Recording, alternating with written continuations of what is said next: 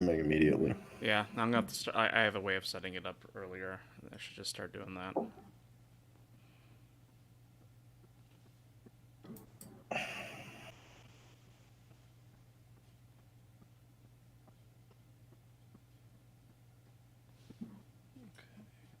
Live yet? I think we are. Yeah. Okay. It should be transmitting now. Excellent.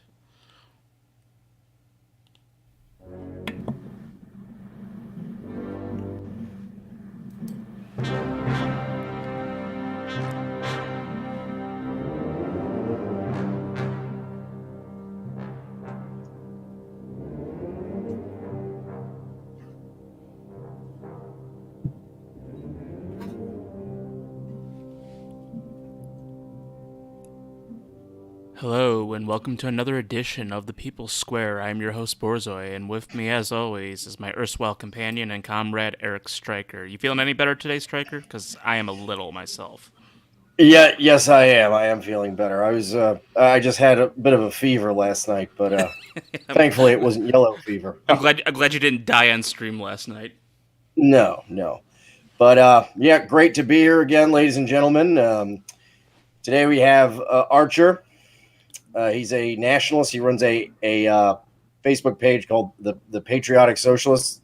The link is in the credits Description. over here. Yeah, Pat Soch 1 on Facebook. Yeah. So welcome, Archer. Hi there. Thanks for having me on, by the way, guys. I really appreciate it, and I love your work here. So, Is he Borzoi? Is Yeah, he coming in a little yeah. low? Are you moving away from your mic because you sound really distant now? all right, is this any better? Yeah, All right, great. much better. So I noticed there's a lot of Oswald Mosley, British Union of Fascist iconography on this page. So what do you think is the relevance of the BUF to the nationalist struggle today? Well, I think it's huge, particularly in the United States, because we're like an Anglo country, and that's our legacy. I'm sorry, Archer. Could you speak a little closer to the microphone? Yeah. Uh, I think the legacy of the British Union of Fascists is huge, because we're an Anglo country here in the United States, and it applies to us a little more than I think German National Socialism does. So I guess that's my whole thing. Yeah, what was interesting about the British Union of Fascists was that it was kind of a synthesis of German National Socialism and Italian fascism. Essentially, there was but what was interesting about Mosley was that he actually rejected his very privileged upbringing as an aristocrat. He had a political career already made, but he rejected the ruling conservatives and the false dichotomy of communists on the left, international socialists, and classical liberals on the right, and then you have the entrenched aristocracy. But Mosley, sitting in the parliament one day, sees the sheer stagnation of the parliamentary system, throws his hands up, and basically becomes a fascist.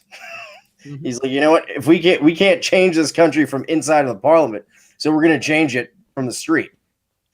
Yeah, Yeah, go ahead. yeah, I mostly agree with you there. I mean, like, there were, I guess, factions within the British Union of Fascists. Some that tended more towards Italian fascism, and some that tended more towards German National Socialism. Uh, More so than Mosley, though, I think Alexander Raven Thompson and his book *The Coming Corporate State*.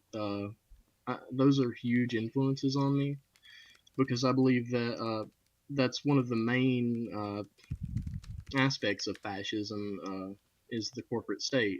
That's like the social revolution that we need to transform society, and to totally change the nature of the state, and undermine like the basis of liberal democracy and capitalism. Mm-hmm. Hey, I'm sorry, but two issues right now, tech issues. One, Borzoi Yeah. keeps buffering. I'm trying to find the solution to it. Can you shut down the hentai you're downloading? I'm doing what I can right now. And Archer, you need to talk a little louder or closer to the mic. One of the two. If there's a little static, it is what it is. Someone in the chat said this is what happens when you make truck drivers into computer programmers. That's what they're talking about us. Basically, yeah. Well, So, let me see if I Okay, Yeah. the stream status is showing better now, so I'm hoping that we see some improvement on this. Good.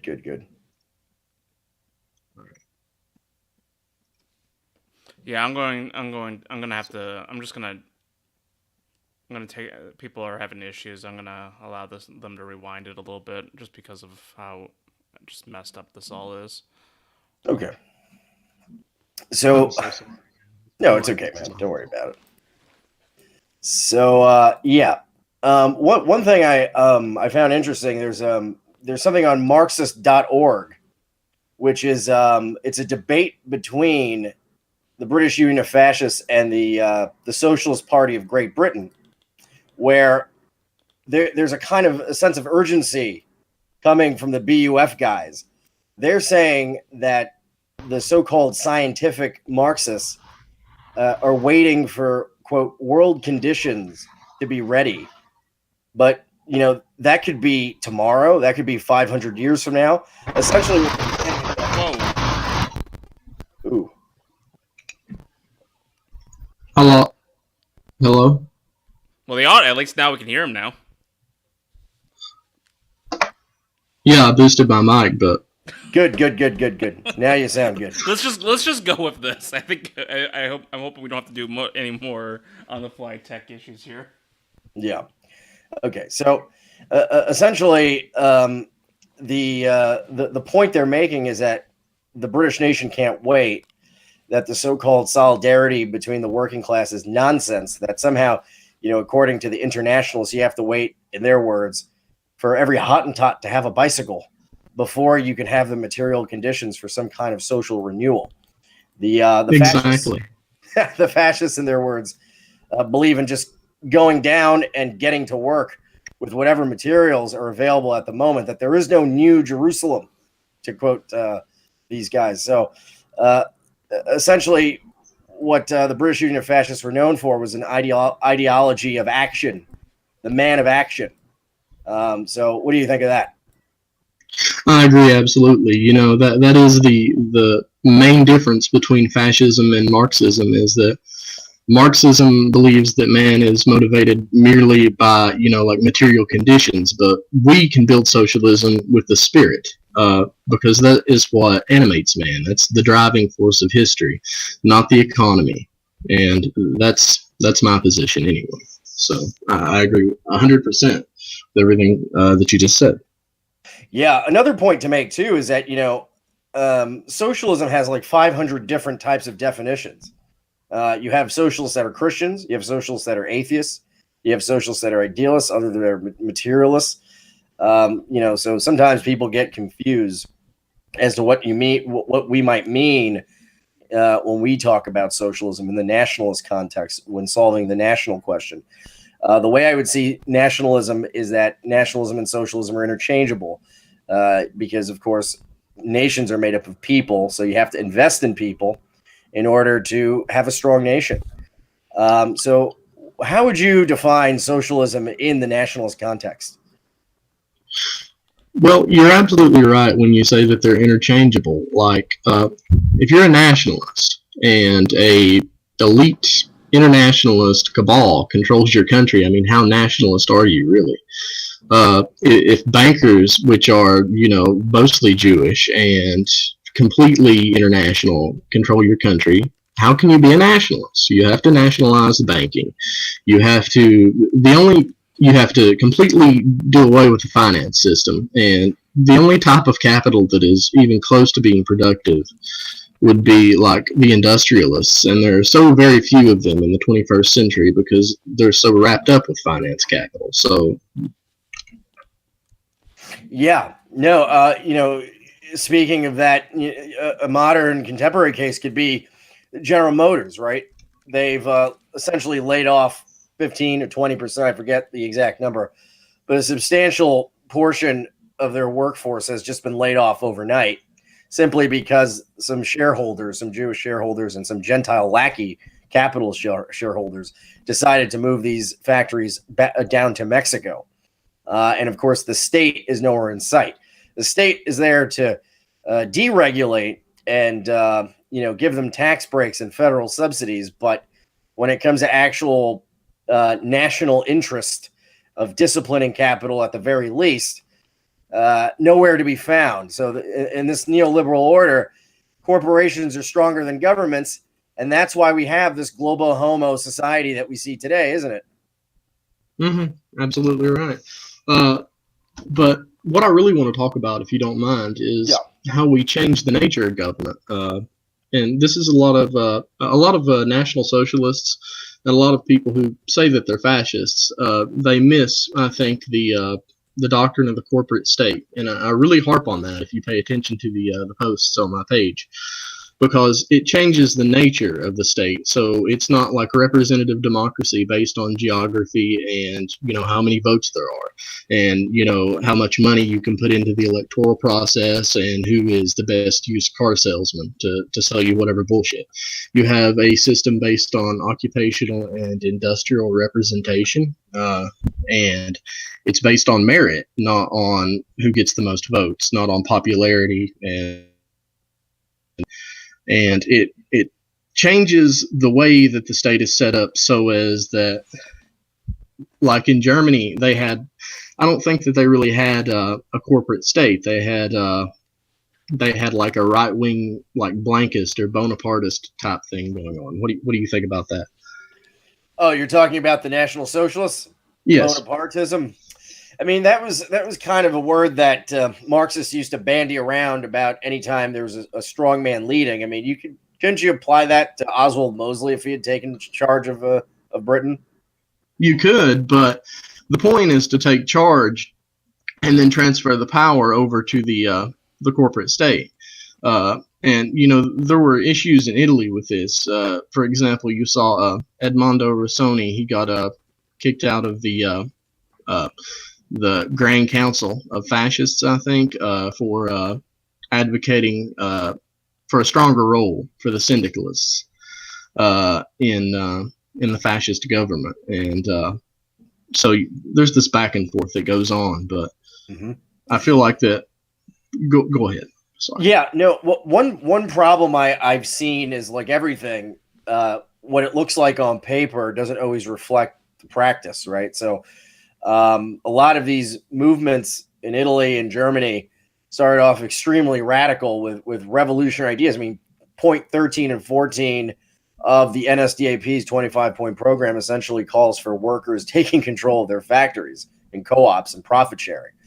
The National Socialists were able to accomplish some of that through profit sharing schemes in these through the brokering labor with management. But ultimately, the problem was that in practice, you had a number of reactionary interests that had to be placated in order to avoid civil war. In the case of Italy, Mussolini had to deal with the scumbag king and some of his little minions in the aristocracy. Ditto for Hitler, not so much with the king, but more so with certain bonds and the military aristocrats.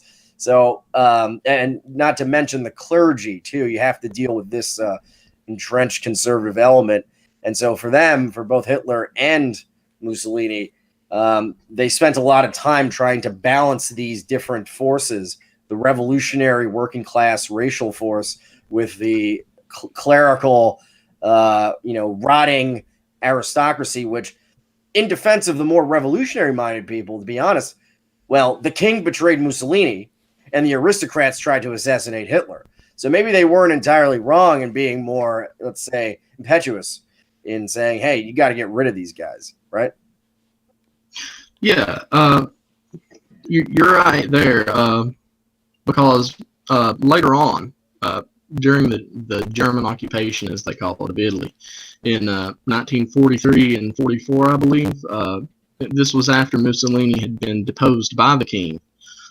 He set up the Italian Social Republic, and you saw a return to like the roots of fascism, or at least that's how it's phrased by the people I've read that have wrote about it. And it's there's a lot of collectivization that goes on. Even the famous Italian communist Nicola Bombassi, he converted to fascism and joined with Mussolini during the Social Republic years, and he actually died with Mussolini. So I think that's interesting to note. Yeah, the RSI was for sure much better than the original fascist government, and that was precisely because the RSI allowed them to finally get rid of these reactionary forces who, when push came to shove, sided with the British against their own people. So these are treasonous forces. This is why I find sometimes these monarchist neo-reactionary types to be incorrect, because monarchs traditionally in European history tend to identify more with other monarchs than they do with their own people, and so that kind of creates a contradiction when creating a revolutionary nationalist state.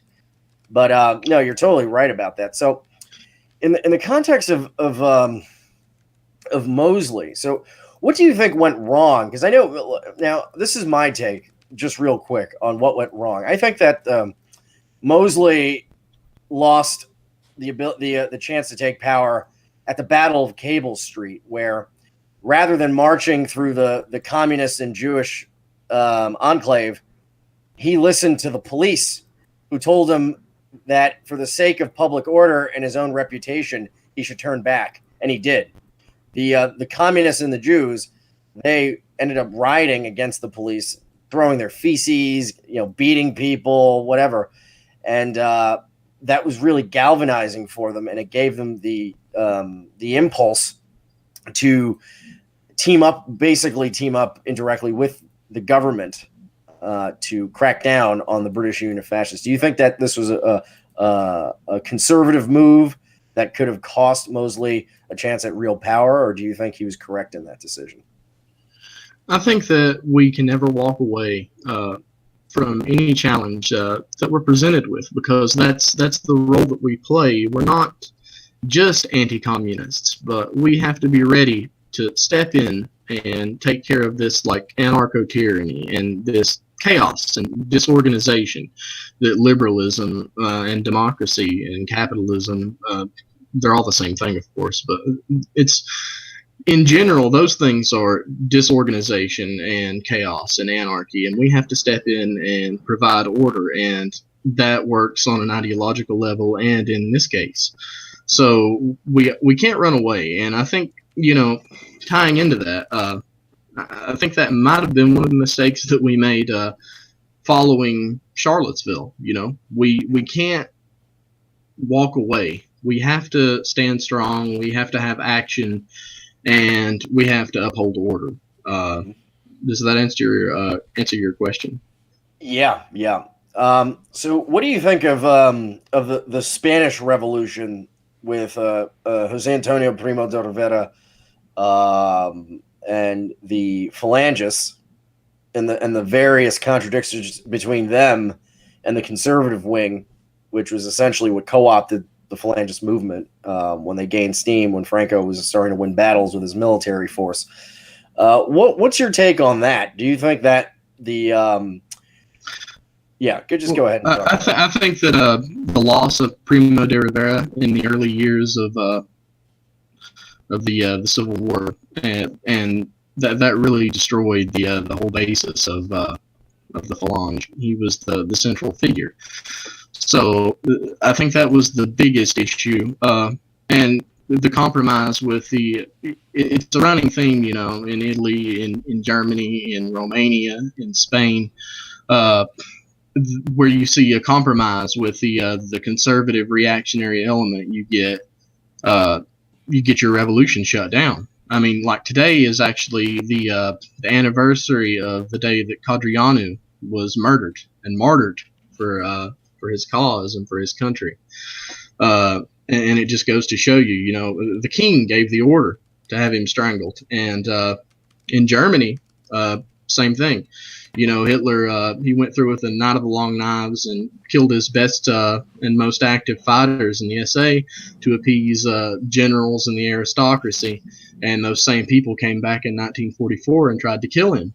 So it just goes to show you, you know, you cannot compromise with these forces as they are today, because they have been so infected by liberalism and capitalism that they're not really anything but just like a cosm, like especially today, like the ruling class in Britain, they're just like servants of the capitalists. That's all they are. They're not the nobles and the monarchs of old Europe. They don't have that society built around them. They're not the same thing, and we shouldn't fetishize them.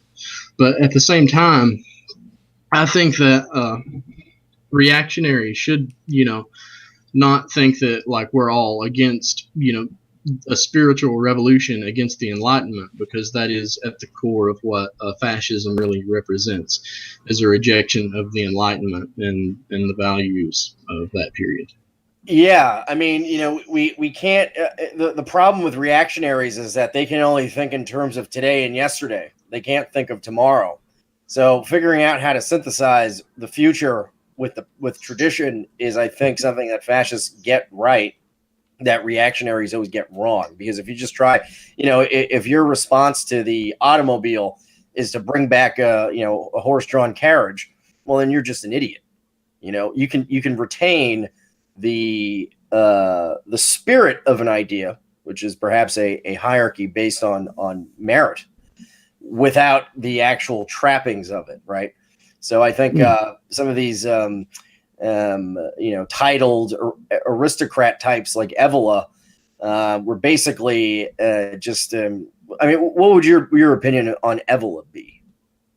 Well, I really haven't read that much Evola, to be honest. So I can't give you an honest opinion. But feel free to. Yeah. So Evola was I think my main critique of Evola is that he was a bit of a LARPer. You know, he was escaping into fantasy. I think his personal motive for that is that, you know, when the fascists and the National Socialists came to power, they kind of saw him as a kook a little bit. So he had a title, he had a name, he was part of the aristocracy, and he assumed that people should listen to him. And when they didn't listen to him as much as he thought they should, I think he got a little bit of an ego butthurt because of it. But I still have a lot of respect for his for some of his views, the perennial view and such. But overall, I think Julius Evola was part of that more reactionary streak that I think in practice is not really all that productive or practical even. So Borzoi, could you pull up the current affairs piece I sent you called "What the Left Must Fight Against"? It's a review by a anarcho-communist an anarcho-communist with a trust fund that runs this publication who's critiquing Tucker Carlson's book "Ship of Fools." Can you pull that up, Borzoi? Yep, it's pulled up.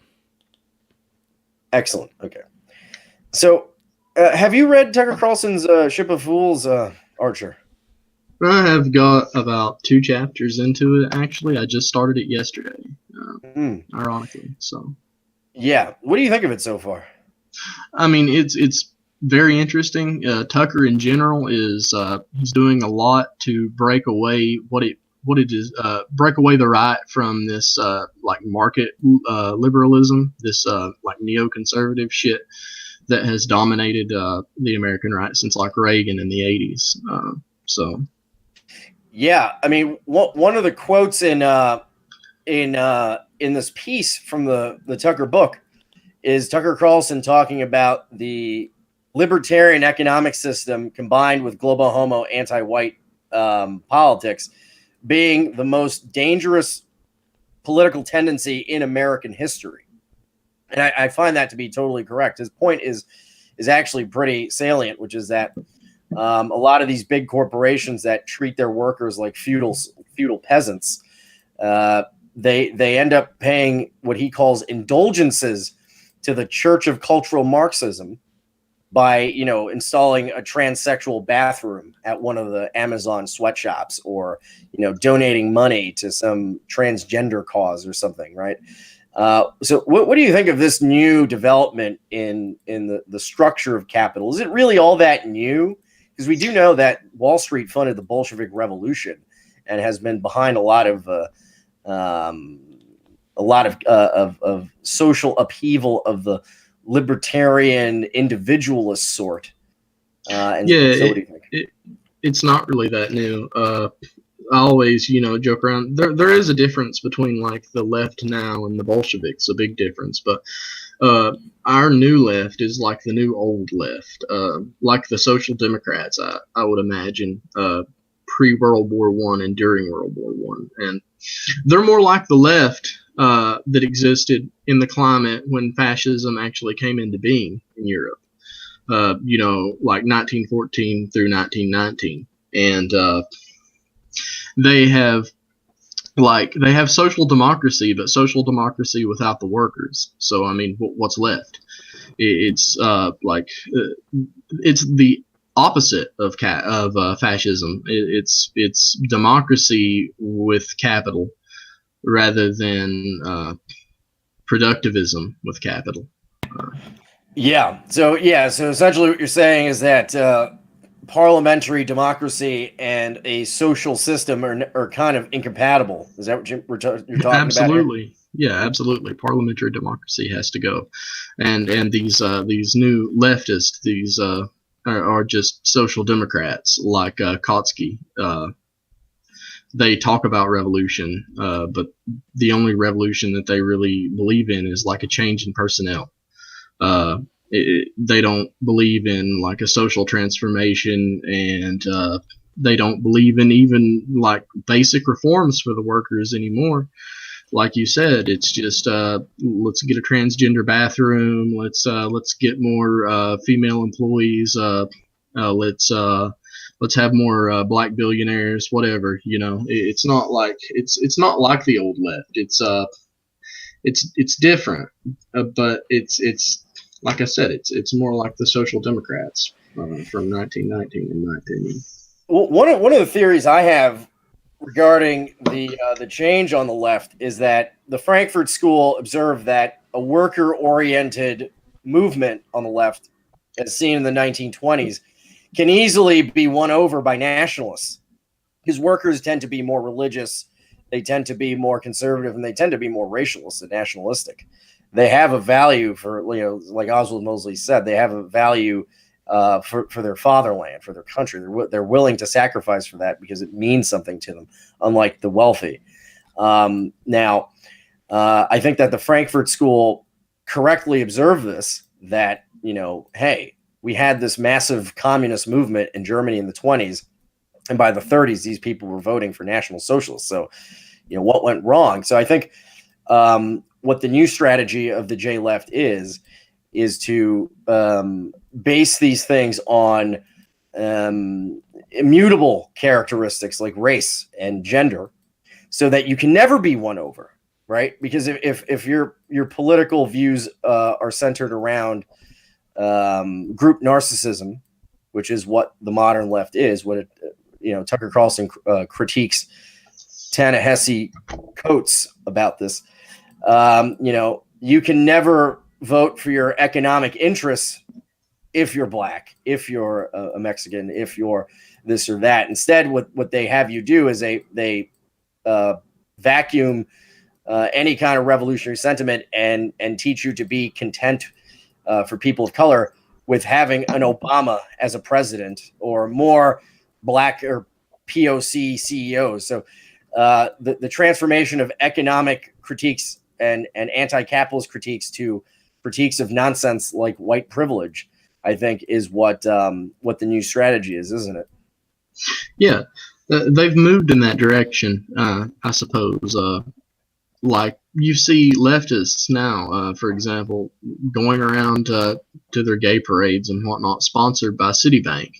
And this is 10 years after the financial crisis in 2008. So like I was heavily involved with the Occupy movement actually back in the day, which was opposed to the bailouts and all that.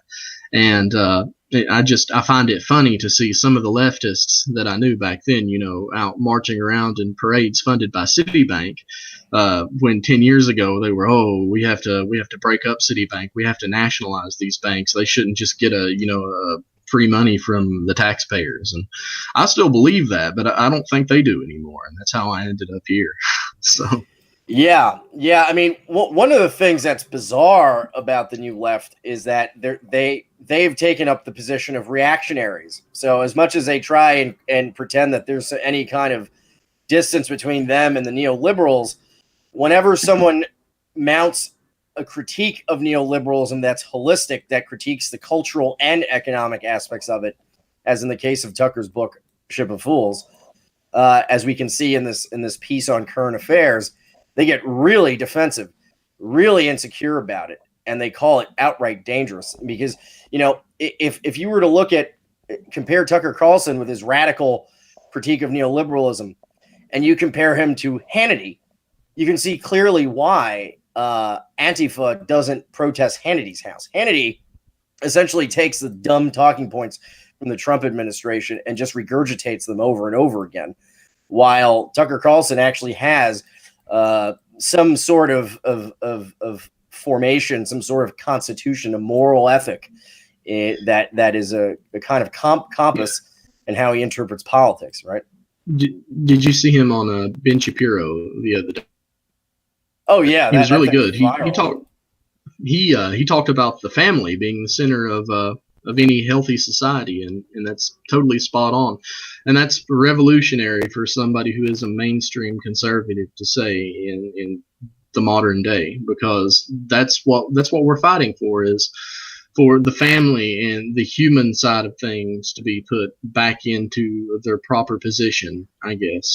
That should be the unit. And if you're not conserving the family, what are you conserving?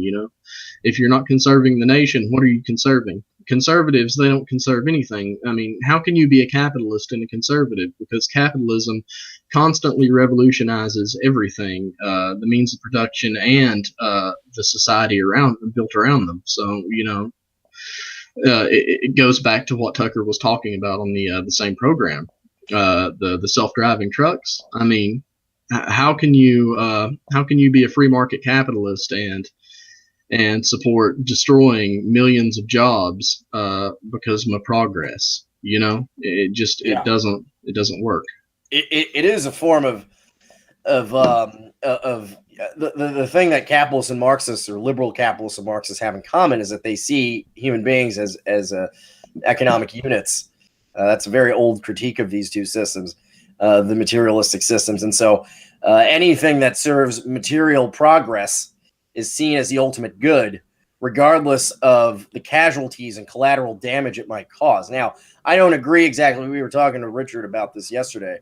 I don't agree either with Tucker's view that, okay, if there's self-driving trucks, let's take wrenches and smash them. No, I don't agree with that. But I do think that having some kind of state observers that are oriented around protecting the middle class and protecting the family, protecting the workers, is absolutely vital when disciplining these often erratic economic forces. Yeah, I don't think we should hold back progress necessarily.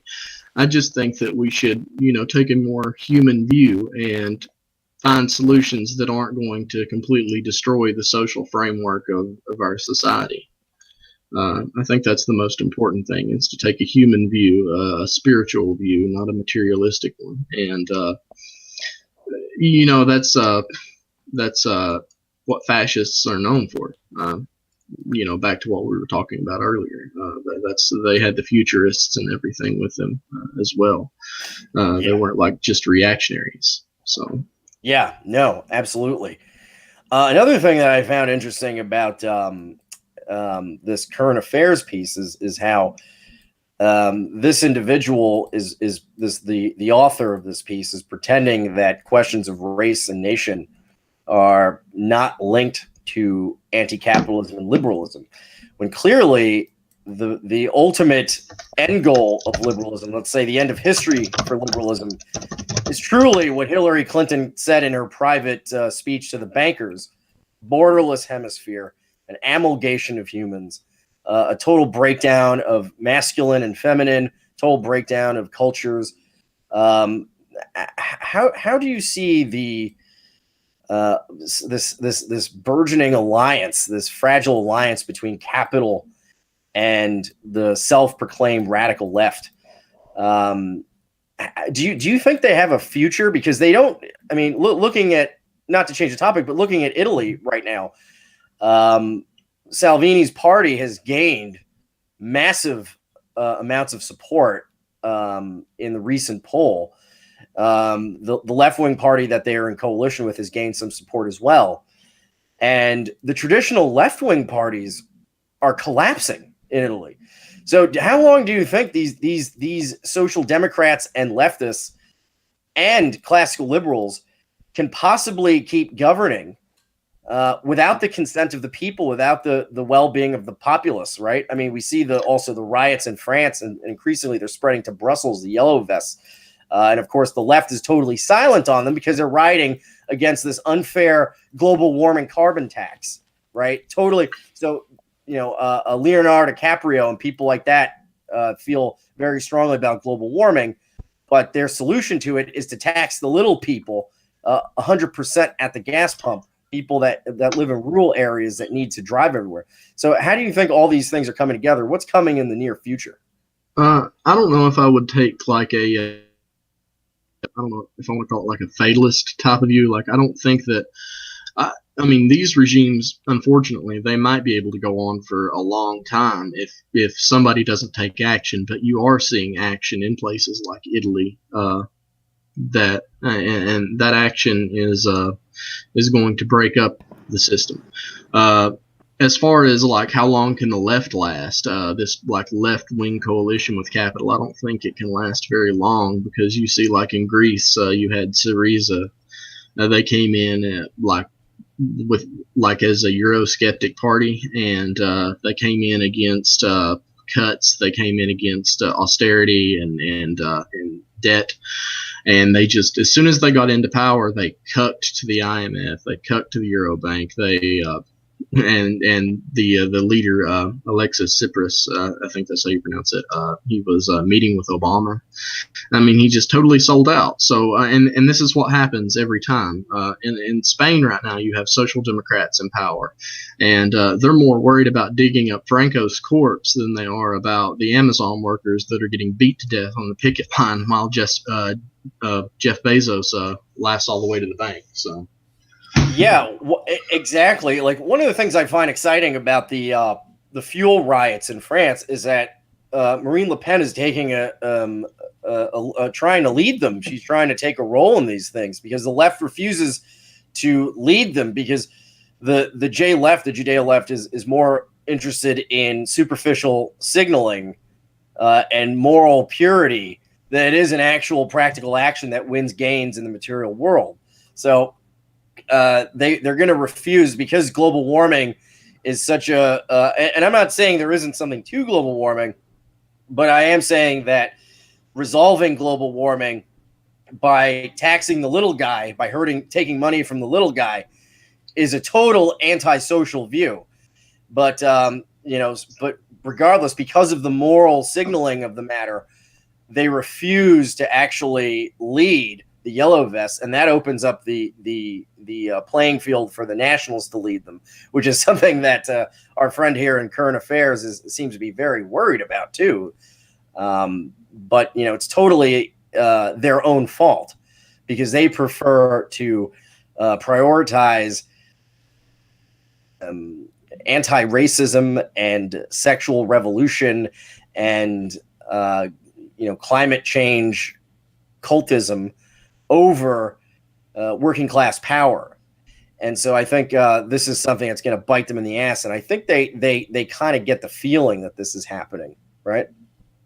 Yeah. And that might be why you're seeing like a shift towards like a more economic type thing with Democrats and left, like Ocasio-Cortez and others. I think they're trying to get back on track, but like I said, how long can that really last? Because she's not even in office yet, and she's already agreed to support Pelosi, I think, as the House Speaker. Yep. So it's always going to be just more bowing down to capital in exchange for these like socially liberal issues. As long as we can get mass immigration, and as long as we can, as long as we can get our transgender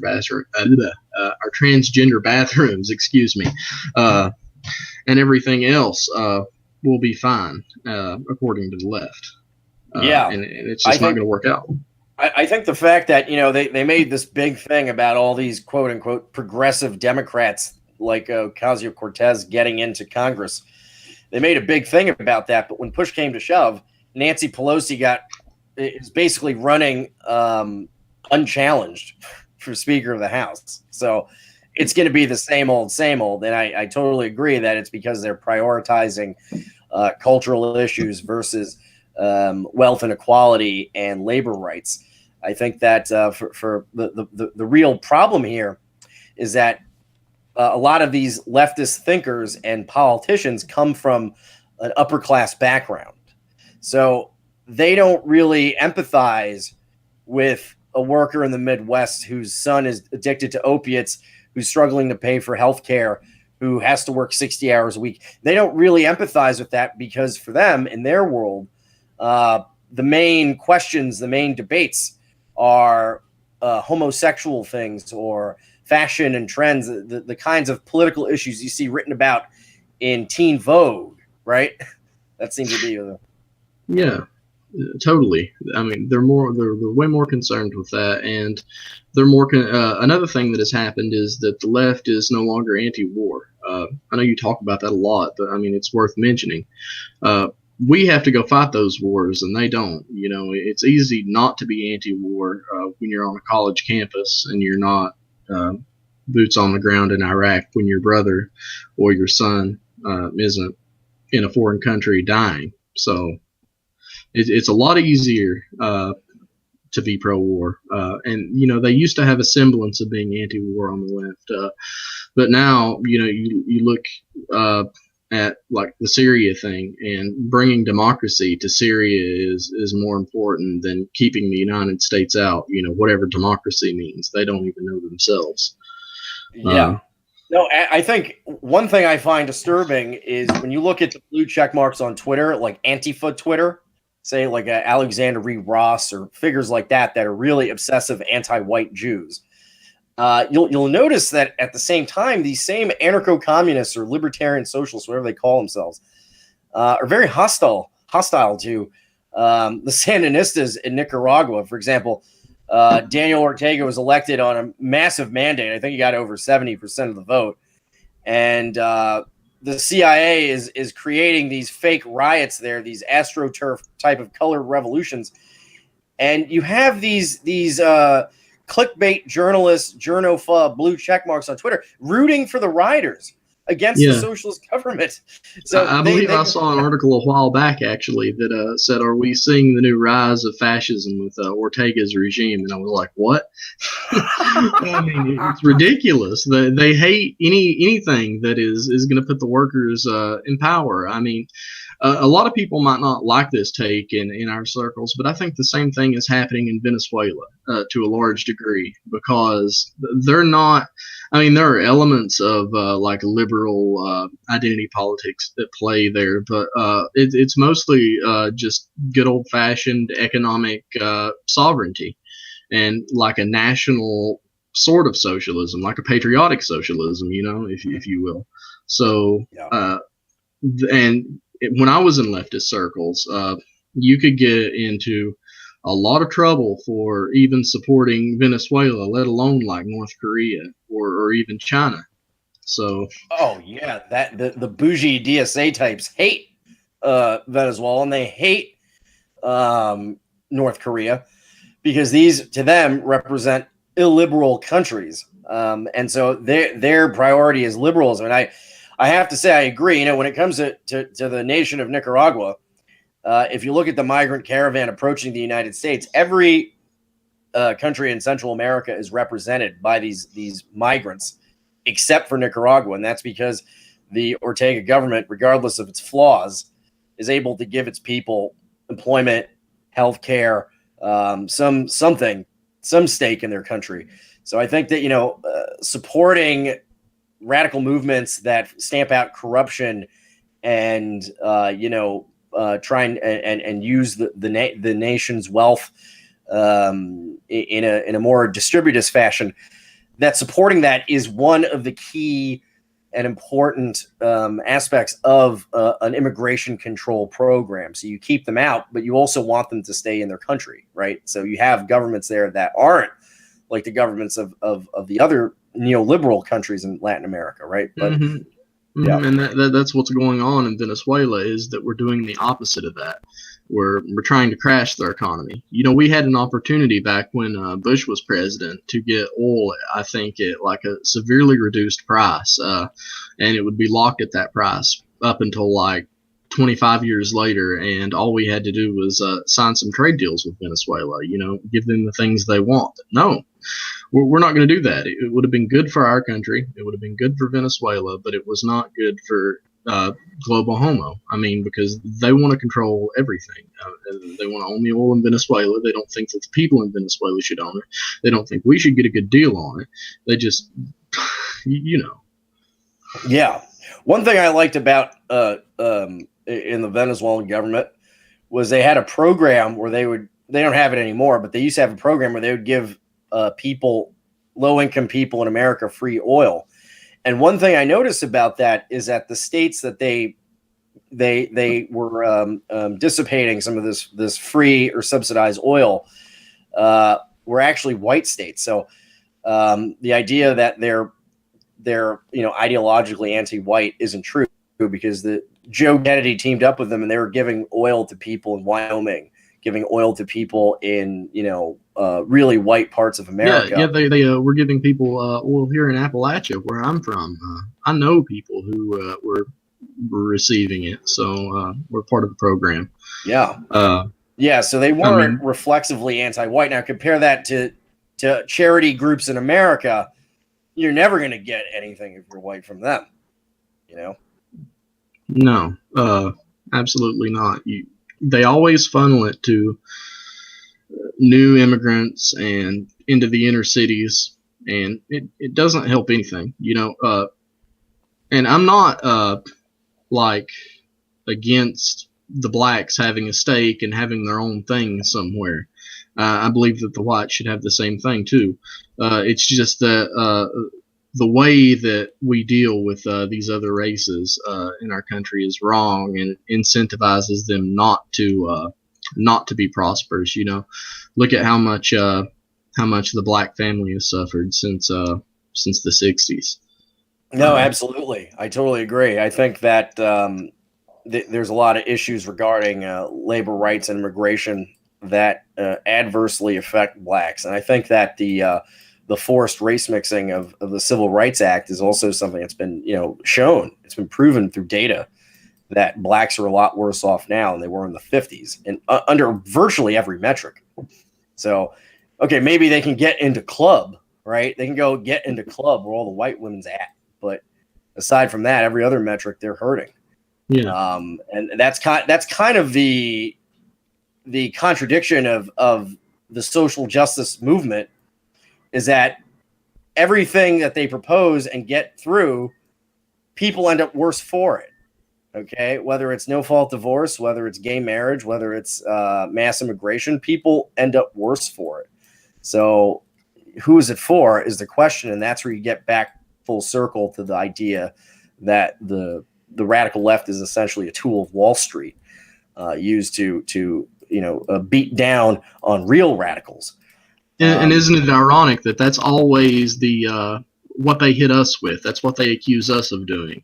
The Bolsheviks, especially, they'll try to accuse fascists of being just representatives of the most reactionary sections of the capitalist class. That's always what they shoot at us. Yeah, which is funny, because if you look at if you look at the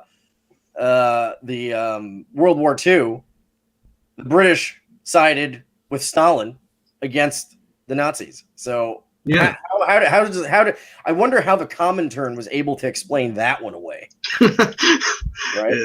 Yeah, exactly. The Popular Front, that was their whole thing, and it's like, yeah, we should have class unity, but not for any kind of like productivist revolution, but to get rid of the revolutionaries, we have to have class collaboration instead. So class collaboration to defend Jewry bankers. That's the only time. So you as a guy, you're from the countryside, so you probably have. I'm sure you're a working class background, and you probably are used to having coastal elites, constantly lecturing you about your privilege, right? Oh yeah, it's awful. I live in a college town, actually, so you can imagine. We have all sorts of them, and I don't want to. A few years ago, I had a big issue with these people coming in, because they're not just changing our laws and lecturing us about our privilege, but they're changing the culture and everything else. But they're other white people too, and they're running away from the world that they created in the coastal areas and in the large cities.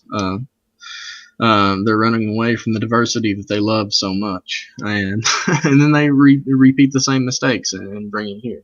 Yeah. So yeah, I'm very familiar with that attitude and those people doing it. Oh yeah, as long as they feel virtuous about it, they don't care about the actual practical effects it has, because they have the money to move away whenever they feel like it. I mean, but I think what's so Borzoi, can you pull up the Washington Post article I sent you about that woman? Who's dating a soy boy.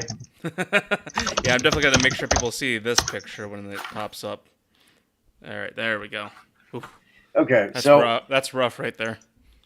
So you tell me, I'm really confused. I don't know when this started happening, but what is it with all of these yuppies, Archer, that call themselves anarcho-communists?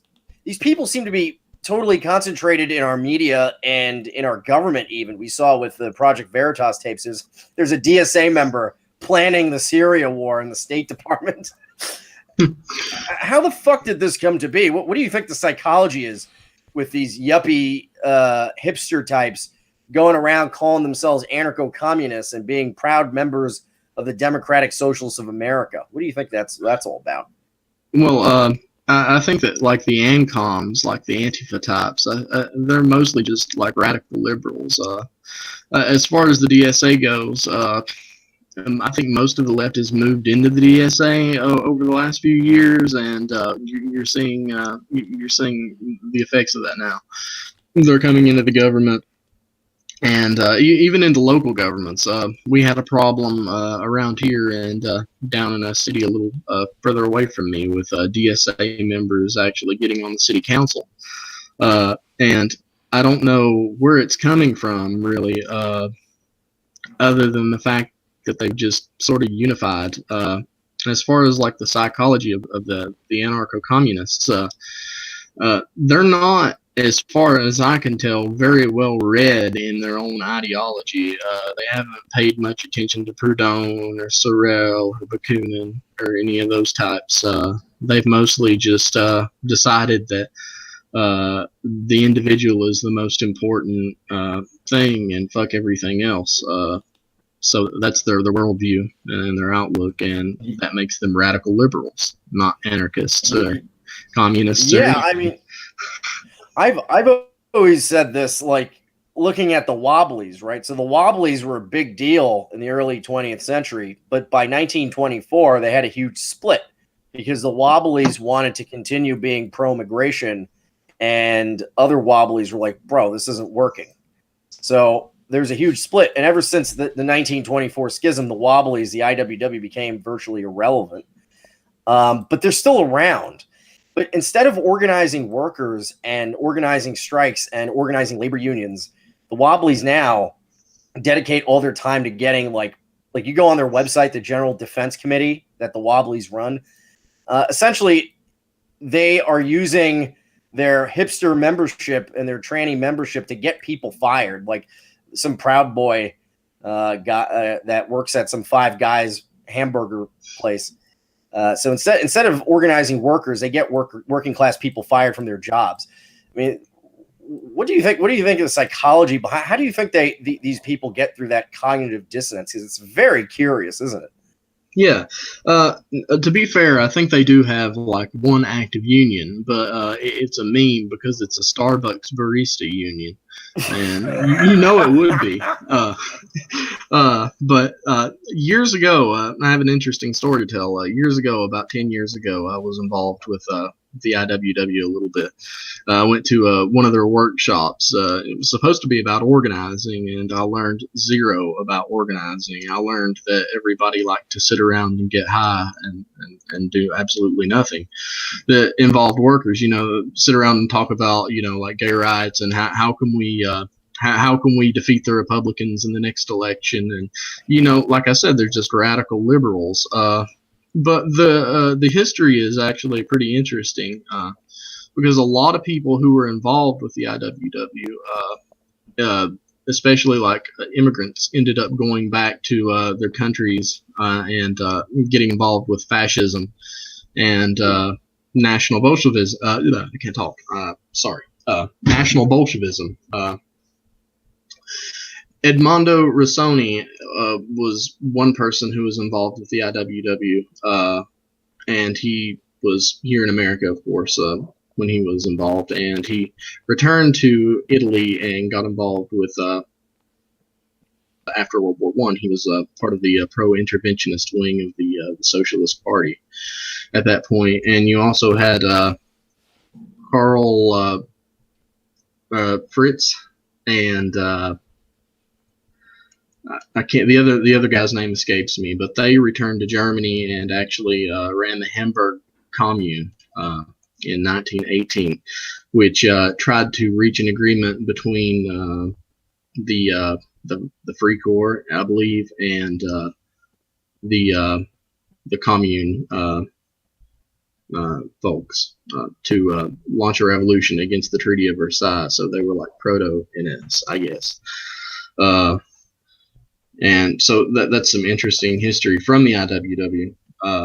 But it always infuriates them when you point out that the origins of the fascist movement are more in line with syndicalism than they are reactionary, like monarchism or even Marxism, because most of the folks that founded the syndicalist movement, or the fascist movement rather, in Italy, were ex-syndicalists. Even Mussolini himself was he was a member of the Socialist Party, but he was a fellow traveler of syndicalism, and I'm sure you know that both of his parents were avowed syndicalists and active in the anarchist movement in Italy. Yeah. No, but one thing that kind of concerns me is that these SJW anarcho-communist types, I always say this, Sargon can make fun of them on YouTube all he wants. But if you read this article in the Washington Post, you'll see that these trendies, these bourgeois yuppies, are in positions of power. They work in NGOs, they're managers, they're government employees. So these people have a disproportionate impact on our society and culture. And I think that this is very dangerous. This is how you get things like, after Project Veritas exposed the all the DSA members and anarcho-communists that work in the Department of Justice. That really explains the ridiculous double jeopardy charges that James Fields is getting right now. The total railroading by the DOJ can be explained by these people infiltrating these positions, and really they're not even hiding it. It's out in the open that they're involved in these kinds of politics. What do you think the impact of that on due process and the First Amendment and other important issues? What do you think that's going to affect? Well, we're in for it, I think, especially after after Trump leaves office in 2024. I think he'll win again in 2020, but after that, we're in for it unless we make a move now, and we're going to have to prepare for it. We're not going to get a fair shake. They're going to get rid of the First Amendment. They practically already have, and this is under like a nationalist Republican, a nominally nationalist at least Republican regime. Imagine what they'll do when they have their DSA candidate in office. Yeah. So we're going to have to get our shit together as a movement, I think, and we're going to have to build real networks that can take repression, because if you think it's bad now, if you think it was bad after Charlottesville, you ain't seen nothing yet. That's my position anyway. Yeah, after Charlottesville, you saw a sudden spawning of all these Antifa people being taken in, that, George Soros's Media Matters or the Huffington Post, let's say Vice, the Daily Beast, these major millennial-oriented platforms took these Antifa people from the margins and brought them into the mainstream to cultivate narratives. So that's why, when it comes to the optics debate, I think there are limitations to that, because the main problem with optics is that now, whenever people have a political rally, the ones that are interpreting and creating the narrative are literal Antifa members in the press. So they have the bigger platform. They have the megaphone, the corporate megaphone. People like these in the photograph. So, you're going to look bad no matter what. I mean, I saw the Republican candidate that won in Mississippi. The Huffington Post has a photograph of her, a total hit pic of her with her right arm in the air, like it looks like a Roman salute, and and this is like some lame fucking typical red state Republican. It's not like anything like that. So what do you think? How do you think we can jam those narratives and take the narratives back to reflect the truth?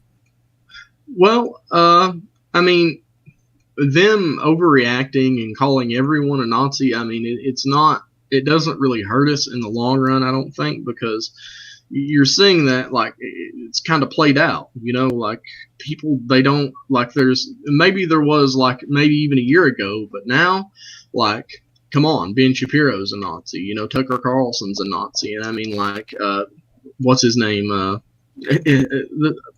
all these conservatives, they're just anything right of Bernie Sanders is a Nazi now, and that delegitimizes the claim of that. They say that in their own circles, but they never seem to get the picture, and it plays right into our hands. I think even if they are going to crack down on conservatives, they're just going to push the conservatives into our arms. So yeah, the optics thing really is increasingly looking like anyone can be a Nazi, because the fact that they're able to ban Gavin McInnes from Australia, they actually banned him from the nation of Australia recently, under the claim that he's an extremist.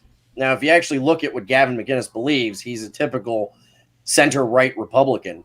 Yeah, the Proud Boy that got arrested in New York for the gang assault, the violent racist. He's married to a black woman and has a mulatto son. The violent racist gang member in the violent racist neo-Nazi SS fucking Proud Boys. So yeah, I mean the Proud Boys. Do you think it plays into our hands? Go ahead. Go ahead. I'm sorry. Oh no, the Proud Boys in that incident, if you look at the picture of the Proud Boys in New York versus the Antifa, the Proud Boys were far more multicultural than the Antifa were. Yeah, it's funny, but I really think that it works both ways.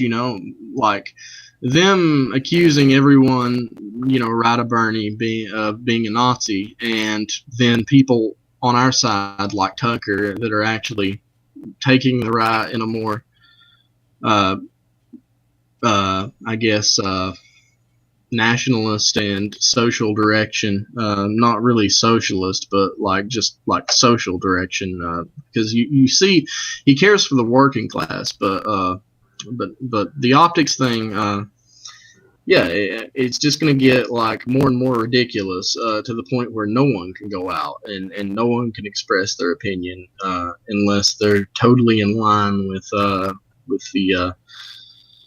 the agenda set by CNN and the Jews in Hollywood and on Wall Street. So what do you do about that? Like, I guess you just have to go out into the street and you don't have to like be a skinhead with like SS bolts, tattooed on your forehead or whatever, and do all that. But like the optics of what we were doing last year, I don't think they were really that bad.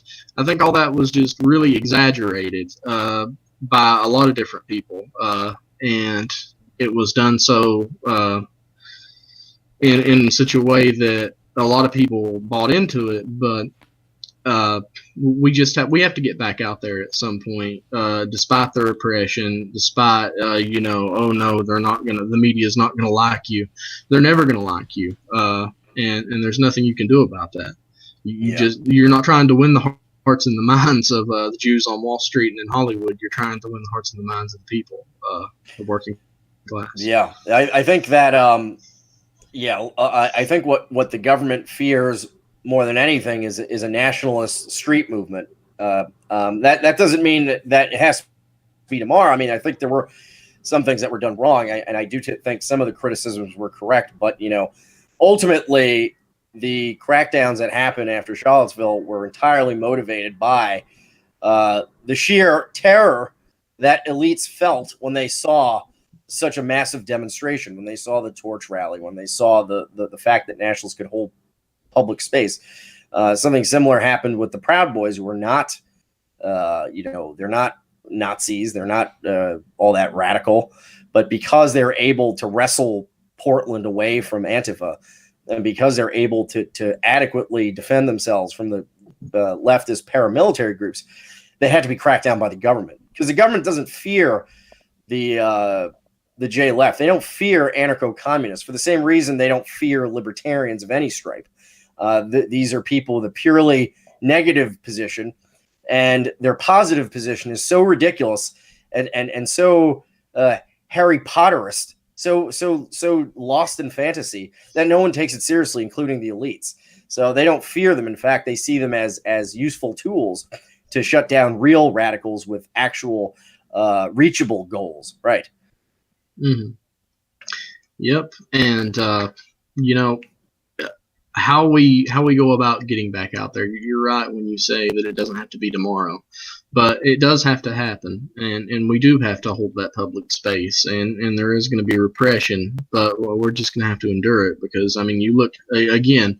I know I've mentioned this, but today is the anniversary of when Quadriano was martyred, and that kind of thing happened in a regime that was like nominally friendly to the Iron Guard. So and in a world that was a lot more socially conservative than the one we live in now. So we have to, be aware that we're going to get slandered. We're going to get we're going to get lies told about us. We're going to get attacked. We're going to get thrown in jail. There are a lot of people right now that are in jail because of what we did last year, and it's only going to get worse. But nobody said this was about having a good time. This is about changing the world. This is about making the world a better place. This is about saving man from the decadence and ruin of modernism and materialism and liberalism. So. Yeah. I mean, I think one thing that a lot of dissidents have in common, regardless of their views on the specifics, is everyone feels that there's a change on the horizon, that the empire, the American empire, is collapsing. And it's very clear that it's collapsing. I think it's essentially it's one economic downturn away from a massive chaotic moment in history. I think that a lot of people are kind of perceiving this. Well, do you think? Do you share Richard's view that there might be an economic collapse coming in the next year or so? No. I think that they've mostly figured out how to avert a collapse like on the scale that we saw in the Great Depression. I think I do agree with his view that these other countries are like moving away from like U.S. power and U.S. dollar, but I don't think that we're going to see like this catastrophic economic collapse happen. But I was listening last night when you had him on, and I think that he did make a good point in that something catastrophic is going to happen before we can really get our show on the road, I guess, and really change things. And it's going to have to be the delegitimization of American power in the Middle East and in Europe and all over the world.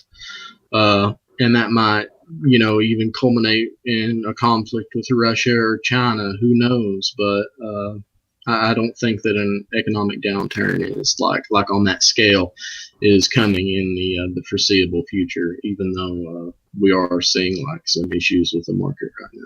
Yeah, I think that the various regulations that they've put into place, as corrupt and plutocratic as our economic and government system is, a lot of the regulations they have in place avert the kinds of conditions that created the Great Depression in the 1920s. There's no more gold standard. There's more control over how banks hold money and such. So I think that kind of stuff can be averted, and they will. But at the same time, I think that just because something doesn't totally collapse doesn't mean that the gradual, let's say, favelization. Right, America's turning into a favela. Oh yeah, our living standards are going to continue to fall. You brought up the GM thing earlier. Even with the tax breaks, even with the deregulation, these people, they're not going to be happy as long as they can move their jobs overseas to another country and produce things cheaper without any real consequences. They're going to do it. You can't work with them, and that's like where Trump fails. And anybody who's trying to be conciliatory with these people, they're going to fail if they well, I'll scratch my back or your back if you scratch mine. It's just not going to work. You have to force these people to open up the plants, to pay higher wages, to keep production in your country. Otherwise, they're not going to. Right. I mean, the mindset of the GOP and Trump government was, hey, we're going to put in these tariffs so that steel workers can get back to work. And that's going to hurt your car company, but then we're going to offset that by giving you a massive tax cut and subsidy. Yeah, still not good enough though. Still not good enough for them. Nothing is good enough for them. No, they just gave want it all. Profits to their shareholders and said, "Oh, we're still going to move the plant to Mexico." Why? Because there's nothing stopping them. Mm-hmm. Absolutely right. And that's where like a serious like nationalist government would step in and say, "Oh yeah, well." Trump, he threatened to like cut some subsidies, I think. Why not just nationalize GM? We already gave them the bailout in 2008. We paid for it already. And I don't think they really paid us back. So we're just going to take your company now. We're going to run it by the workers for the workers, and that's how it's going to be. We don't need these international bankers and sweaty Jews on Wall Street to make GM work. That's not what makes car plants work. Right. It's people getting up every morning and going to work. Good, salt of the earth, hardworking Americans. I think the United States government under Obama actually nationalized GM for a short period of time and made it profitable again. And then but the problem is then they gave it back to the shareholders. So we're back where we began, which is that, they're more interested in pleasing their shareholders. There's no regulation on that than they are in serving their country and making sure to keep Americans working at these middle-class jobs, So I find that the conservative critiques of nationalization are starting to fall on deaf ears as people see the real world practical results of Reaganomics and economic liberalization. And even if not total nationalization, you could have a sort of Fordism. I mean, it goes back to like the NS profit sharing thing you were talking about earlier. Like make sure that the people who actually work there have the biggest stake in the company, and it's not going to go anywhere, and that way you can preserve the market and all your, tedious little libertarian capitalism shit, and you still have a corporation that is responsible to its workers and to the country by distributing that capital. You can either nationalize it, or you can distribute it to the workers who are there, but you can't just let like rootless international financiers own it, because they're gonna do whatever's best for their wallet always. Yeah, exactly. So Borzoi, let's get to some of the questions we missed yesterday and to some of the ones we have today. Sounds good to me. All right. Man, we got a lot of questions. All right, here we go. I remember where we left off. So Grime Lord donated $10, and he asked, "What's Borzoi and Stryker's view on ecology and Pine Tree Gang?" I'm definitely an ecologist. I actually am on the fence on global warming. I think there is something to it. What I don't like is the terms in which global warming is couched in, which is usually, for example, you see a lot of Jay leftists talking about how we need to essentially transplant everyone that lives in the global south to the industrialized white countries because of global warming. So when you do that, it just strikes me as a scam. Yeah, and with that said, there are definitely strong arguments on both sides, and I wish we had power so we can actually study this in a fair way and actually come to a realistic solution to this if it is a problem. But ecology is fundamentally, you absolutely need to protect the ecosystem and environment if you are a nationalist, if you are an idealist, because that is really what gives us guidance, isn't it?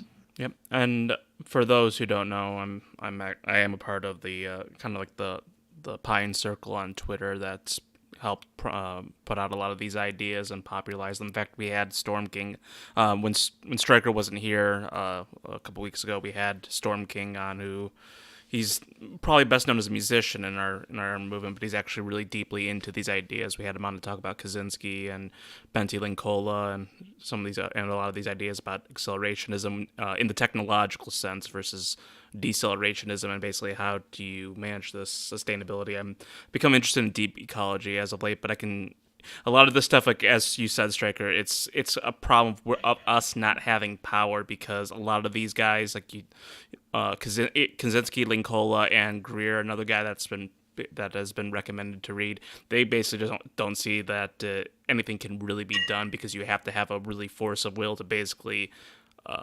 enforce these things. Linkola himself, would say like the best way to do it would be stop pretty much human migration completely. You need to keep people localized to where they are as much as possible to have any hope of kind of scaling any of this back. But they're very pessimistic that that's ever going to occur, especially since people like us are out of power.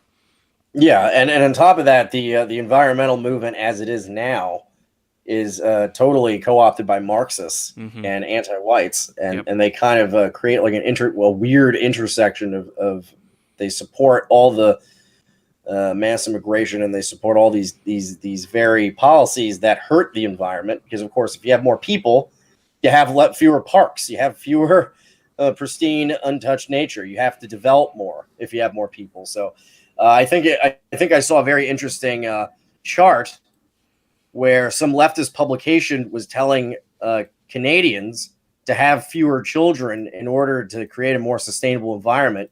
But at the same time, that same publication supports mass immigration. You get 1 million new people in Canada every year. So you explain that to me. Exactly. Yeah, for anyone who's interested in a lot of these ideas, if you want to know a place to start, you can listen to, again, that episode that I did with Storm King on the People's Square. But if you want to do some readings, especially on the ideas of acceleration versus decelerationism, you probably want to go with Industrial Society and Its Future, the otherwise known as the Unabomber Manifesto. Can Life Prevail by Pentti Linkola, although he's got some really goofy stuff in there, but it's still an interesting read. And the writings of John Michael Greer, you get a lot of weird stuff from these guys, but they think very deeply about the sustainability of this stuff, and they're not afraid to basically say the things that need to be said, especially towards the movement of human populations. Mm-hmm. All right. Demastrafan donated $5. What do you guys think of the WASP question? The diaspora and decline of their cultural influence. Is the identity irrelevant now? Also, is Australia a good place for an ethno-state? I've never been to Australia, but I've heard it's Same. pretty homogenous there still, though I hear it's changing very rapidly. As for the WASP question, the problem with the WASP question is it's political. The political formation of the WASPs has traditionally been classically liberal. That's why, when you have a Sargon Akkad talking about how he hates identity politics, but then he's a British guy that supports classical liberalism, that is a kind of form of identity politics. The problem is that the WASPs were always traditionally afraid to use government force against subversive elements. And that's how the Jews were able to really rip the rug out from underneath them. So as an identity, obviously, it's an integral part of the United States and should be respected. But as a political identity, I think we need to look more towards Europe and the blood and soil movements there, rather than the traditional Americana of, kind of I wouldn't say civic nationalism, because there was a racial component to it, but, maybe more of a radical, overarching embracing of the state rather than embracing individualism and liberalism. What do you think of that, Archer? Yeah, I agree that we need to have like a more European style nationalism, rather than like this liberal individualism. Yeah. Okay. So what's the next question, Borzoi? Uterus Chunks donates $2. When are we getting some debates? There's this guy called Brandon Martinez who recently posted a video shitting on Stryker and calling him a commie who wants to debate him. I think is this the one that you were talking about? That guy is a fucking punk, like for real. He writes some of the worst shit in the world. Brandon Martinez does. He is a shill for NATO. He's one of these pro Ukraine guys. Terrible guy. Hate his work. Yeah, I don't know. I mean, if someone's going to come right off the bat and start I haven't seen really the video, but if someone's going to come out like right off the bat calling you names, like it's kind of hard to have a genuine discussion with them. Sometimes I feel like people are more into trying to tear someone else down rather than engaging with their ideas. From what I have seen from Brendan Martinez, yeah, he supports NATO. So, I mean, yeah, enough said. The militant wing of Globo Homo. Yeah. I mean, come on. I mean, I know, listen, Vladimir, because I often get accused of being a Nazbol or Duganist. I've never read Dugan in my life. I just have when I see NATO going against Russia, I reflexively support Russia because Russia shares more of what the values we should be having are than NATO does. NATO is Macron, Merkel, and John Bolton in the Trump government promoting gay marriage and mass migration all over the world and globalism and Judeo-capitalism, while the Russians are, they have their flaws. They're not perfect. I never said they were, which is the straw man. They always say that, oh, you think the Russians are the future or the hope or something. I never said that. What I will say, though, is that any illiberal power is more conducive to creating a nationalist movement than a liberal power will ever be. That's why the resistance to global homo in the European Union is all coming from Eastern Europe. It's all coming from Poland and Hungary, places that were stewed and corrupt. It was corrupted under communism in the Soviet Union, but even through this corruption, the fact that they were able to retain some degree of collectivism is what created this kind of national ethnic consciousness and traditional consciousness that you still have in these countries, that the European Union and NATO are trying to kind of breed out of them and brainwash out of them. Yeah, I mean, I would point out that NATO literally is global homo because they have a rainbow version of their flag. You cannot get much more symbolic than that. Yeah, and you know, people say all the time that Vladimir Putin is a tool of the Jews and this and that. I'm like, bruh, read what Bill Kristol says. Read what Max Boot says. They are mad at Trump. They have literally changed political parties. They've gone from Republican to Democrat, specifically because they see Trump as a threat, either through incompetence or negligence, a threat to the so-called, quote, world liberal order.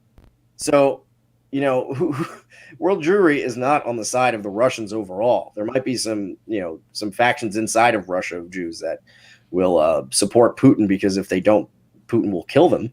But, you know, when it comes to if you were to take a general global poll, you can't possibly tell me that the Israelis support Russia over America when Russia is arming Hezbollah with high-tech missiles and helping Iran get into Syria. It makes absolutely no sense. That's why they have to rely on insults and calling you names. It doesn't make any rational sense to say that stuff, you know? Mm-hmm. Yes. Now, Nick X donates $5. Stryker and Borzoi, will either of you be appearing on Millennial Woe's Millennial Yule this year? Stryker, do you have any Christmas specials lined up this year? Would love a Strike and Mike special on the commodification of religious holidays. Yeah, like the famous quote goes, right? The Jews killed Jesus and make a killing on his birthday. But yeah, I mean, if he invites me, sure, I'll go on. Yeah, same. And only thing is, for me, I mean, I very serious about spending time with my family during that time period. So it would all depend on whenever he does it. But I mean, if the time works out and he wants to invite me, yeah, sure, I'll go on. Yeah. So someone mentioned in the chat, not to keep beating this dead horse, but someone said the Israel-Russia implicit alliance is quite odd, and it is. And I'll tell you what it is. It's the Israelis are frankly afraid of the Russians, so they play ball with them. The Russians, on the other hand, are actually kind of afraid of Israel because they know that, you know, if they were to shoot down an Israeli plane, the glorious NATO and Uncle Sam would immediately declare war on Russia. So it's kind of a standoffish relationship that they have. But you can't even begin to compare it to the relationship that Zionists have with NATO or America. It's not even the same league. It's ridiculous to even make that comparison. Sorry, just clicked away for a second there. All right. I lost my place. Oh, there. Now I am. Okay, and Loki Avola donates $8.88. Stryker, are you able to share your opinion on the Patrick Little Gap situation? If not, what do you think of Mines? Also, chat concurs that Stryker and Borzoi should definitely talk together more often. Hail victory. I haven't been following that stuff. I'm actually not using Gab that much anymore. I find that social media in general is really just rots your brain. Oh yeah. And I actually am trying. I'm going to actually start posting a lot less on Gab because I'm just losing interest in it. And I haven't looked at minds.com really, but you know, I would just whatever that is, I would just repeat the same critique. I'm just too. I'm trying to spend less time wasting my mental energy writing crap on social media. Okay. Dickel Hickle Fickelstein donates $10. Hey guys, I hope you're feeling better. Just saw an article about how in Bautzen, Germany, they are erecting big concrete Christmas trees in their Christmas markets to prevent terror attacks. I'm supposed to go on a trip there next year. Sad nigga hours. Yeah, no, just imagine, you know, this is something that the left never engages with. Actually, some of them do, because in Germany, there's actually a left-wing anti-immigration group now. It's a split from Die Linke. But, you know, the populations aren't going to forgive them. They're not going to forgive the center-right conservatives, and they're not going to forgive the social democrats for doing this to their country. I mean, if you know anything about Germany and Germans, you'll know that Christmas for them is sacred. You know, Germans are very secular people nowadays, but when it comes to Christmas, they love Christmas. It's everything is like that's like the one thing they look forward to every year. So if we're at a point where going to a Christmas market, taking your kid to see the tree is now puts you in danger of death that's going to have long-term ramifications for the political structure that created these conditions, to say the least. Germans are not going to tolerate that for much longer. Yes. Serge B donates $14.62, and I swear you guys just like giving me stuff that you know I'm not going to be able to pronounce. Kale Pobeda, Kale, I don't even know if that's how you say it. Striker, thank you chaps for everything that you do. I don't even know what language that was supposed to be. KHAYL apostrophe POBEDA. Any ideas what that's supposed to be? What? Kale Pobeda? Kale? I don't know.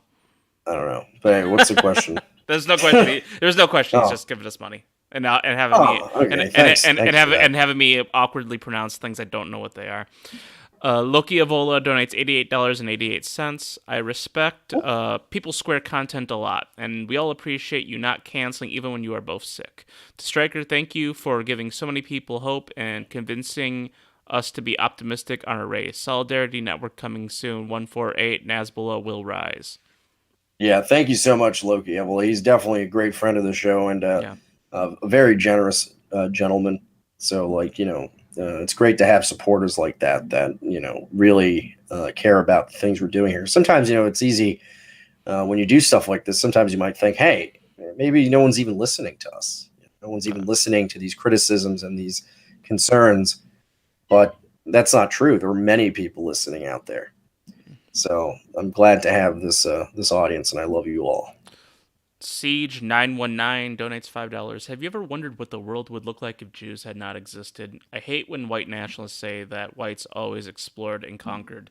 All of colonialism was driven by international merchants, not whites. We never benefited ever.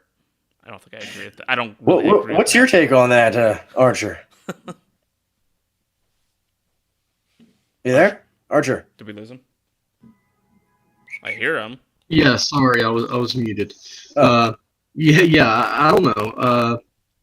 As a Christian, I guess I'm biased, and I can't really imagine what the world would look like without Christianity. So I can't really envision a world without Jews, unfortunately.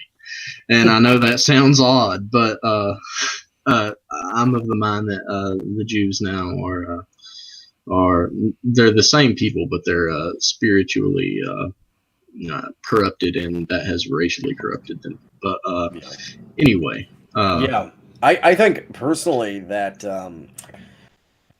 if you follow the there is something to that, because in the United Kingdom the colonialism was largely propelled by Jewish financiers like Rothschilds, like the Sassoons, a lot of these individuals that use these mercantile multinationals, and they use the British Army to enforce and take over their interests, right? Like we see the Boer War is a great example, or the burning of Peking.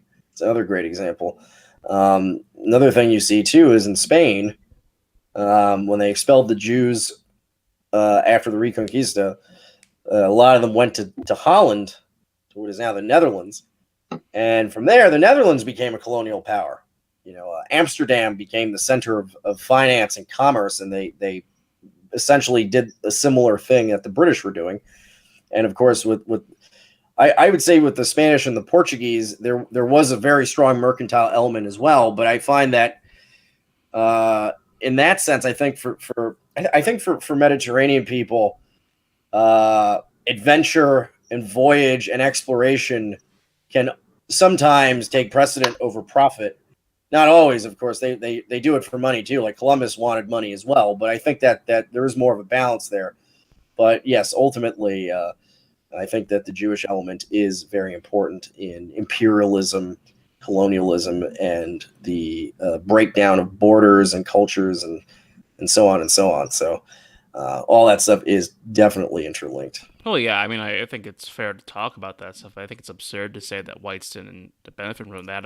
All peoples that engage in exploration and conquer benefit from it. I just reject this idea that I see this revisionism from time to time that basically white people have been consistently framed in all things throughout history. It's like, no, it's like everything in this world is about power and conquering and who you can control, and everybody plays this game in one regard or another, and sometimes you play it better, sometimes you don't play it as well. You can't, to me, you can't boil down history to where you have this kind of very black and white view, and where you have, oh, this one side was framed for everything. You have to kind of take it all. You have to take the fuller picture, and just like with you said, Stricker, like a lot of the stuff that you're talking about, yes, gets downplayed, and that has to be talked about. That absolutely does have to be talked about. But yeah, and I think another aspect when looking at colonialism is that, it, like you said, it's not so black and white, because there were some people in the colonial project who were sincere. Yeah, they were sincere universalists, like the clerics, that wanted to convert the people that were conquered, and they did. But what ultimately ended up happening is that these clerics were essentially useful idiots. They imposed their culture on these other groups, on blacks and Native American Indians and such. And essentially what that did was it worked to control these people, to make colonialism more sustainable abroad, where it was harder to logistically, bring a large army to control these people. So, there were sincere people that had good intentions, and there were also really bad people that had really bad intentions, and that's true for everything. Okay. Juice Rock donates $2. I was talking to a dirtbag leftist who claimed that owners of capital didn't support open borders because they like having a large class of foreign workers, legal and illegal. They prefer to keep it at their discretion to deport them. Thoughts? That's bullshit. That is so stupid. Yeah. Because every single big business supports expansions of legal immigration, and every single big business supports amnesty as well, and H-1Bs, and so on and so on. So that's just that's something he pulled out of his ass, which I'm sure is very loose, because if he's a dirtbag leftist, he's probably bisexual, and he just pulled that out because it makes him feel good. He doesn't want to think, because it makes his head hurt to think that he's actually a tool of the capitalists. I get the argument, like it's like they use that to say, like, oh, well, the uncertainty is going to result in like less because, oh, we'll deport you if you strike. But that's not the reality, because most illegal labor isn't even organized to begin with. Yeah, so it is a bullshit argument. They don't want to. They don't need to do that, because the whole working class is in a pretty uncertain state anyway. Like, most people make less than like $35,000 a year and don't have what you would call stable employment. Don't have like what you would call a career like 40 years ago. So like the whole stability argument is just a bunch of shit. The only thing that they're really doing is expanding the pool of unemployed laborers, what I think Marx called the reserve army of the unemployed. So how the hell, it's amazing that they can reconcile this, open borders, free trade society with socialism. Like, they hate Trump's tariffs too, and that's beyond me. But anyway. Yeah, leftists also pretend that the glut in labor. Labor is a resource. That's how capitalists see it. So whether it's legal or illegal is kind of irrelevant. In fact, from a capitalist point of view, having legal immigration is actually good for them, because it allows them to skimp even more on wages, because then their workers can get on Medicaid and food stamps.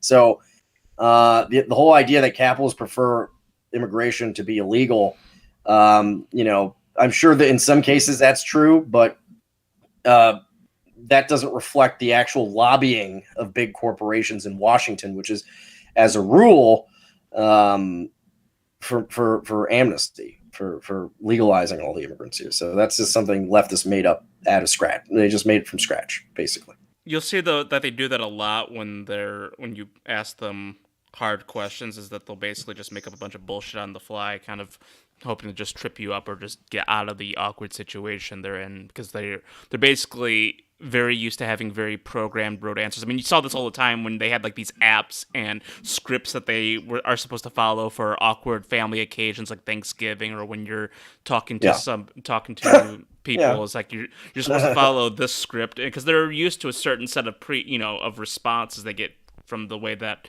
our discourse has been programmed. The way our discourse works is leftists have canned arguments that they learn in college or they learn through BuzzFeed or something. And they're canned, and the actual responses that destroy these canned arguments are politically incorrect. So they kind of rely on that. That's why when you start breaking through PC taboos, they start getting violent. Because what does every retard do when you beat him in an argument? He gets violent. He takes the chessboard and throws it over his head when you beat him. I've seen that. I've seen that a few times myself. Yeah, so that's why. I mean, if they actually had a reasonable argument and they could win a debate, they would debate. But they did. The Chapo Trap House people will happily debate a libertarian because libertarians are the only people that can lose to them.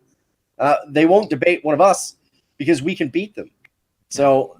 If you want to see, there's a reason why they call them NPCs. Yep. Vance McLeod donates $15. Borzoi, dude, you're awesome. You're so cool. If I could be anyone else, it would be you. I bet you smash hot girls all the time, bro. Anyways, how do I get a wrench? What say you, Stryker? Should we give him a wrench? Who is it? Vance McLeod.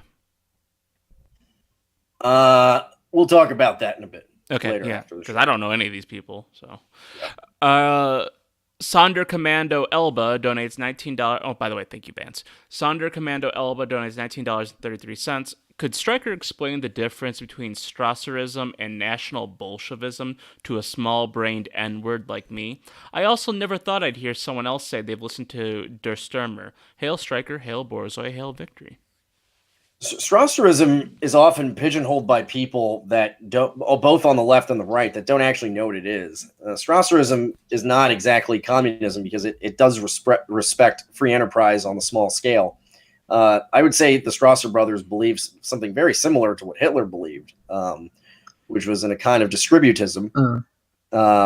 Now you might disagree, Archer, but one other thing, National Bolshevism, on the other hand, is basically just a way to synthesize Russian history for Russians. It's a Eurasianist philosophy. And it's also a meme. Like, when I talk about National Bolshevism, I'm just kidding. I'm not actually a National Bolshevik, but it's essentially a romanticized view of Russia at its historic peak, which was the Soviet Union. The Eastern Europe has never been able to compete with Western Europe like they did during the Cold War.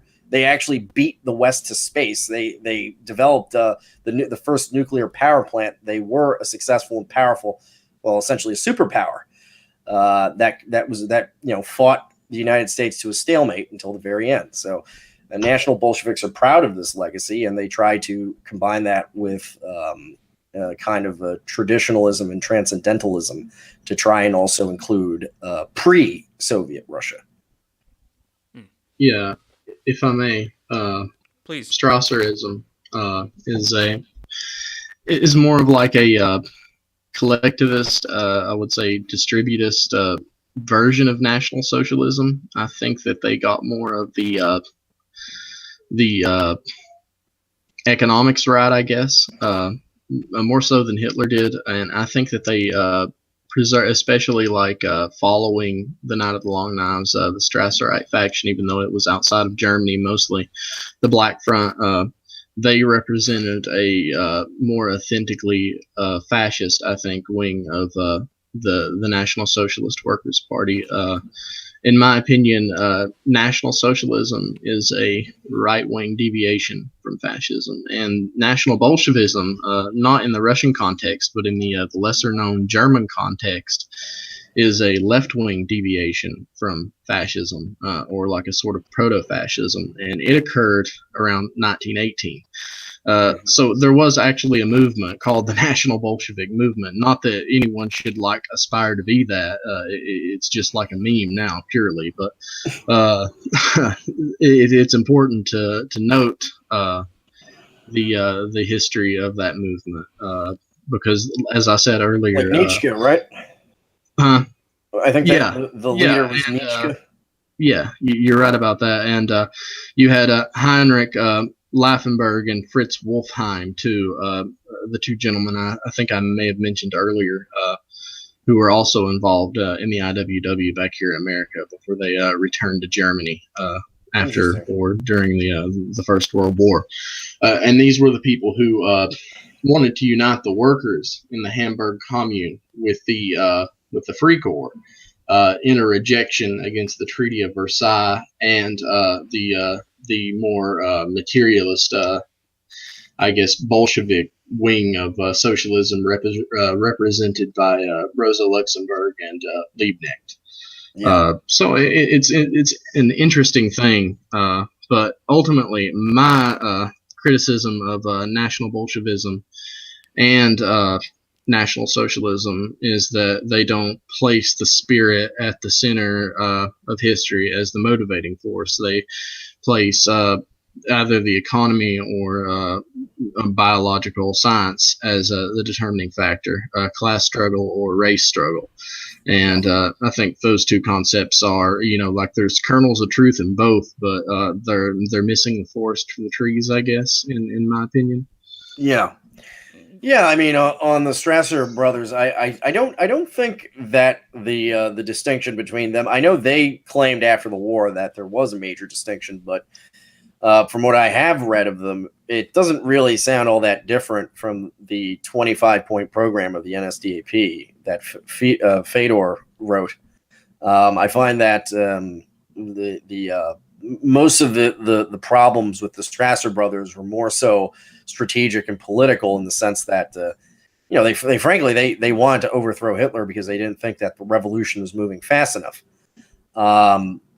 But when it comes to the Black Front and the Strasser wing of the NSDAP, a lot of these guys actually remained in the NSDAP and the Third Reich. There's a guy named Fried, Fried, that actually developed the National Socialist agricultural policy for Walter Darré.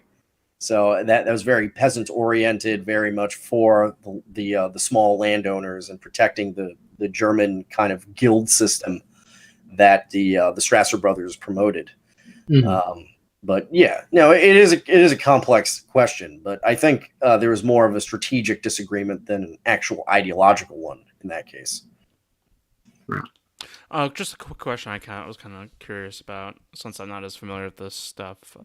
The National Bolsheviks in Germany, did they have any involvement in any of the revolutions and uprisings that occurred after World War I? Yeah, they were a part of that chain reaction. But these two particular people that ended up like representing National Bolshevism in Germany, I guess, in Hamburg particularly, they were not of Jewish. I'll be back in 30 seconds, guys. 30 okay. seconds. Mm-hmm. Keep talking. And they were not particularly in line with what Liebknecht, Luxemburg, Lenin, and the like believed. But they were part of the general uprising following the German defeat in the First World War. That I guess you could say would be like a cannonball effect from the Bolshevik Revolution. But they did try to turn it on its head. I think if they had been successful, the Bolshevism bit wouldn't have lasted very long. It probably would have just become like a generic National Socialism because the Sparts, as they were called in the East of Germany, were totally opposed to the Hamburg Commune and any kind of alliance with the Free Corps. And to be fair, most of the people in the Free Corps weren't too enthusiastic about allying with striking workers and such. The soldiers returning to the front, they felt like that the striking workers had sort of betrayed them. But it was an interesting thing to see, or at least read about the Hamburg Commune and how they kind of rejected Versailles and what happened to Germany before anyone else did. Mm-hmm. Stryker, are you back? No, it doesn't sound like it. So, what ended up happening to the National Bolsheviks? Didn't they just? I'm back now. Oh well, I don't know if you wanted to still answer that question. Yeah, I'll answer it. They just their movement sort of dissipated. I can't recall exactly what happened to Laffenberg, but I know that Wolfheim went on to become pretty closely involved with the National Socialist Party in Germany, and his like co-radicals that were also National Bolsheviks. Some of them were either pro-Nazi, some of them became like hardcore Marxist Leninists, but altogether, I would say that it's not anything we should try to emulate because it did end in failure. It's just an interesting thing to look at in history. There's actually real quick. If you go to the page that I admin on Facebook, in the pinned text at the top of the page, I have a text about National Bolshevism translated from German that is available. I didn't translate it; someone else did, but it's the entire history from 1918 to like 1924, and it gets into the details if you're interested in looking at that.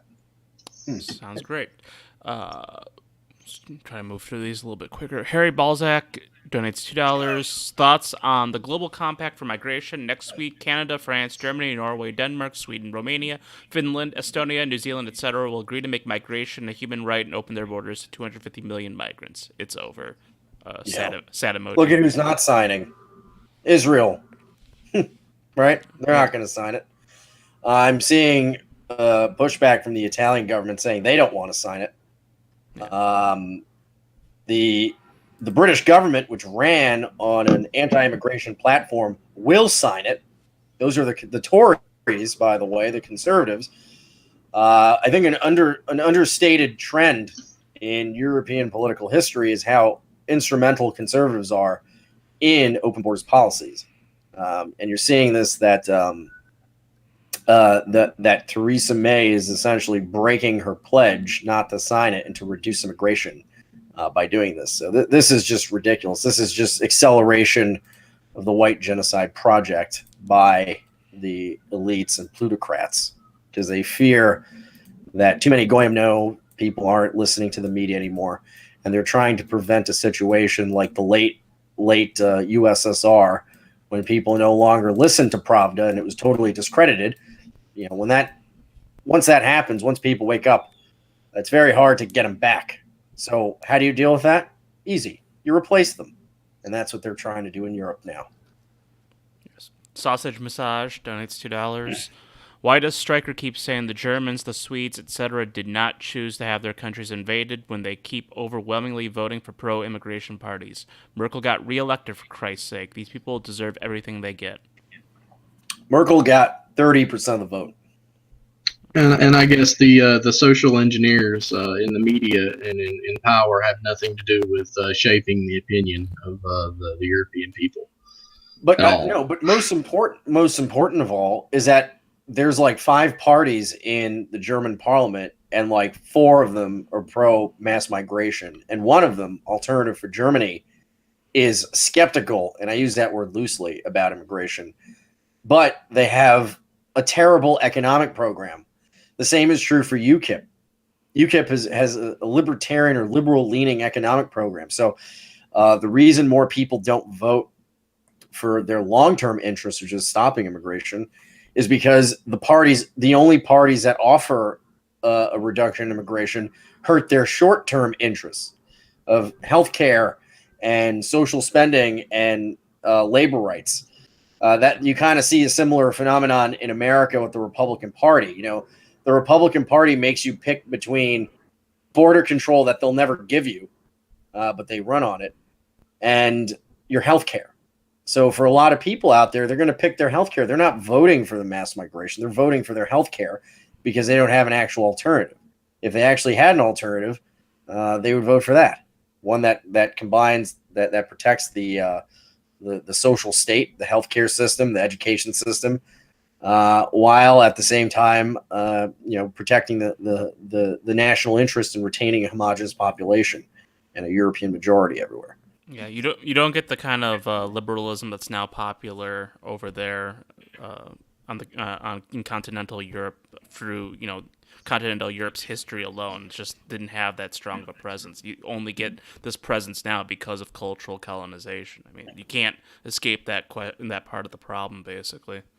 Yeah. Yeah. Don't forget the influence of America, too. I mean, that's why Macron and Merkel want to start a European army. The European army is not for fighting Russia or China. The European army is for shutting down flare-ups when they inevitably happen once this multicultural experiment collapses. So this is something this immigration white genocide program is a product of something that was not voted for, because wherever they put these things up for a vote, like they did in Hungary, up for a referendum, or indirectly up for a referendum, like they did in the United Kingdom through Brexit, people vote against it. So clearly, that's not something that people are consenting to. Yep. Trash Dove donates $3.33. Please get Larry Ridgway on to rap battle Dino Spumoni from Goy Talk. I don't know if we can do that. I don't know if we want to do that as a People's Square thing, but I'm more than willing to just host it as a stream just for shits and giggles. Yeah, we can set that up. Sure. Di Butler donates $5. I have a cold and my brain is mush, so no questions today. Love you both. Yeah, I'm in the same boat as you, Di, but thank you very much. Me too. We're all sick here. There's Yep. something going on. Yep. I think it's maybe the CIA is doing this. What do you think, Borzoi? Oh, it's definitely a glow-in-the-dark virus going on here. Yeah. DeMeister fan donates $5. What's your favorite type of cheese? I enjoy a nice Roquefort paired with a Chardonnay myself. Aristocrat gang. Well, I'm gonna go for the obvious mozzarella cheese. I like a sharp cheddar too. I like an Irish cheddar. Yeah, those are all good. Yeah. I grew up on Munster cheese. So I've always had a nice when I eat Munster cheese, it's reminds me a lot of growing up in home. So I have that kind of those nice nostalgic feelings associated with it. Yeah. No, definitely. There's always a nostalgic element to food for sure. What about you, Archer? Well, I'm supposed to be the socialist here, so I'm going to go ahead and say that if you're not eating like the cheap ass processed American cheese, you're not a real working class activist. And you've cucked, you eating your bougie cheese. So, well, you know what? I'll tell you one thing: if you're making a grilled cheese sandwich, American all the way. Oh yeah. Yep. And I'm sure we'll get like a last minute one, but our last donation was from Zero Schizo at $2 at Stryker. Talking about national revolutionary ideology, are you familiar with James Perazzo's New Resistance? It is from the U.S. If so, what's your take on it? Also, when can I have you on to have the real Nazbol hours? I am somewhat of a Dukinist, to be quite honest. Yeah. I've been meaning to go on his show. I just don't have the time. I'm really busy nowadays, but no, I would love to go on his show. And what do you say, James Perazzo? Yeah, the name sounds super familiar. I think that guy is like one of those national anarchists, if I'm not mistaken. If I may, I know a bit about New Resistance. The dude who leads it used to be the leader of the American Front back in the day, and it's like it's really similar to a lot of the stuff that you talk about here. His New Resistance group it's definitely worth checking out. It's supposed to be beyond left and right. It's supposed to be like socially revolutionary, and they have a lot of comrades in Latin America, more so than I think they do here. But good stuff. Yeah, no, it's interesting.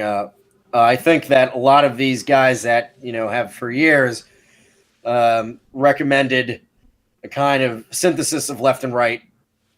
I think that now is the time. Now there's a consciousness. There's an appetite for these kinds of ideas, because I find that a lot of right-wing types have grown disenchanted with the market economy, because at one point you could actually have some sort of upward mobility. Your children would be better off than you were, but those days are gone. And that's all happening in an age of amazing wealth and equality. I mean, there's more wealth in America now than there ever was in human history, and yet the living standards for average people are keep going down. So I think this is going to cause a lot more interest from traditional right-wing demographics in alternatives to the market orthodoxy, to the business orthodoxy that the Republican Party has been promoting since arguably Barry Goldwater, but if not, definitely since Ronald Reagan. Yep. We got a last minute donation like I knew it was going to happen. Dickle Hickle Fickelstein donates $5. Did you guys hear about the swastikas that were spray painted all over the walls of a Jewish professor's office at Columbia University? You think it was a false flag, like most of these attacks seem to be?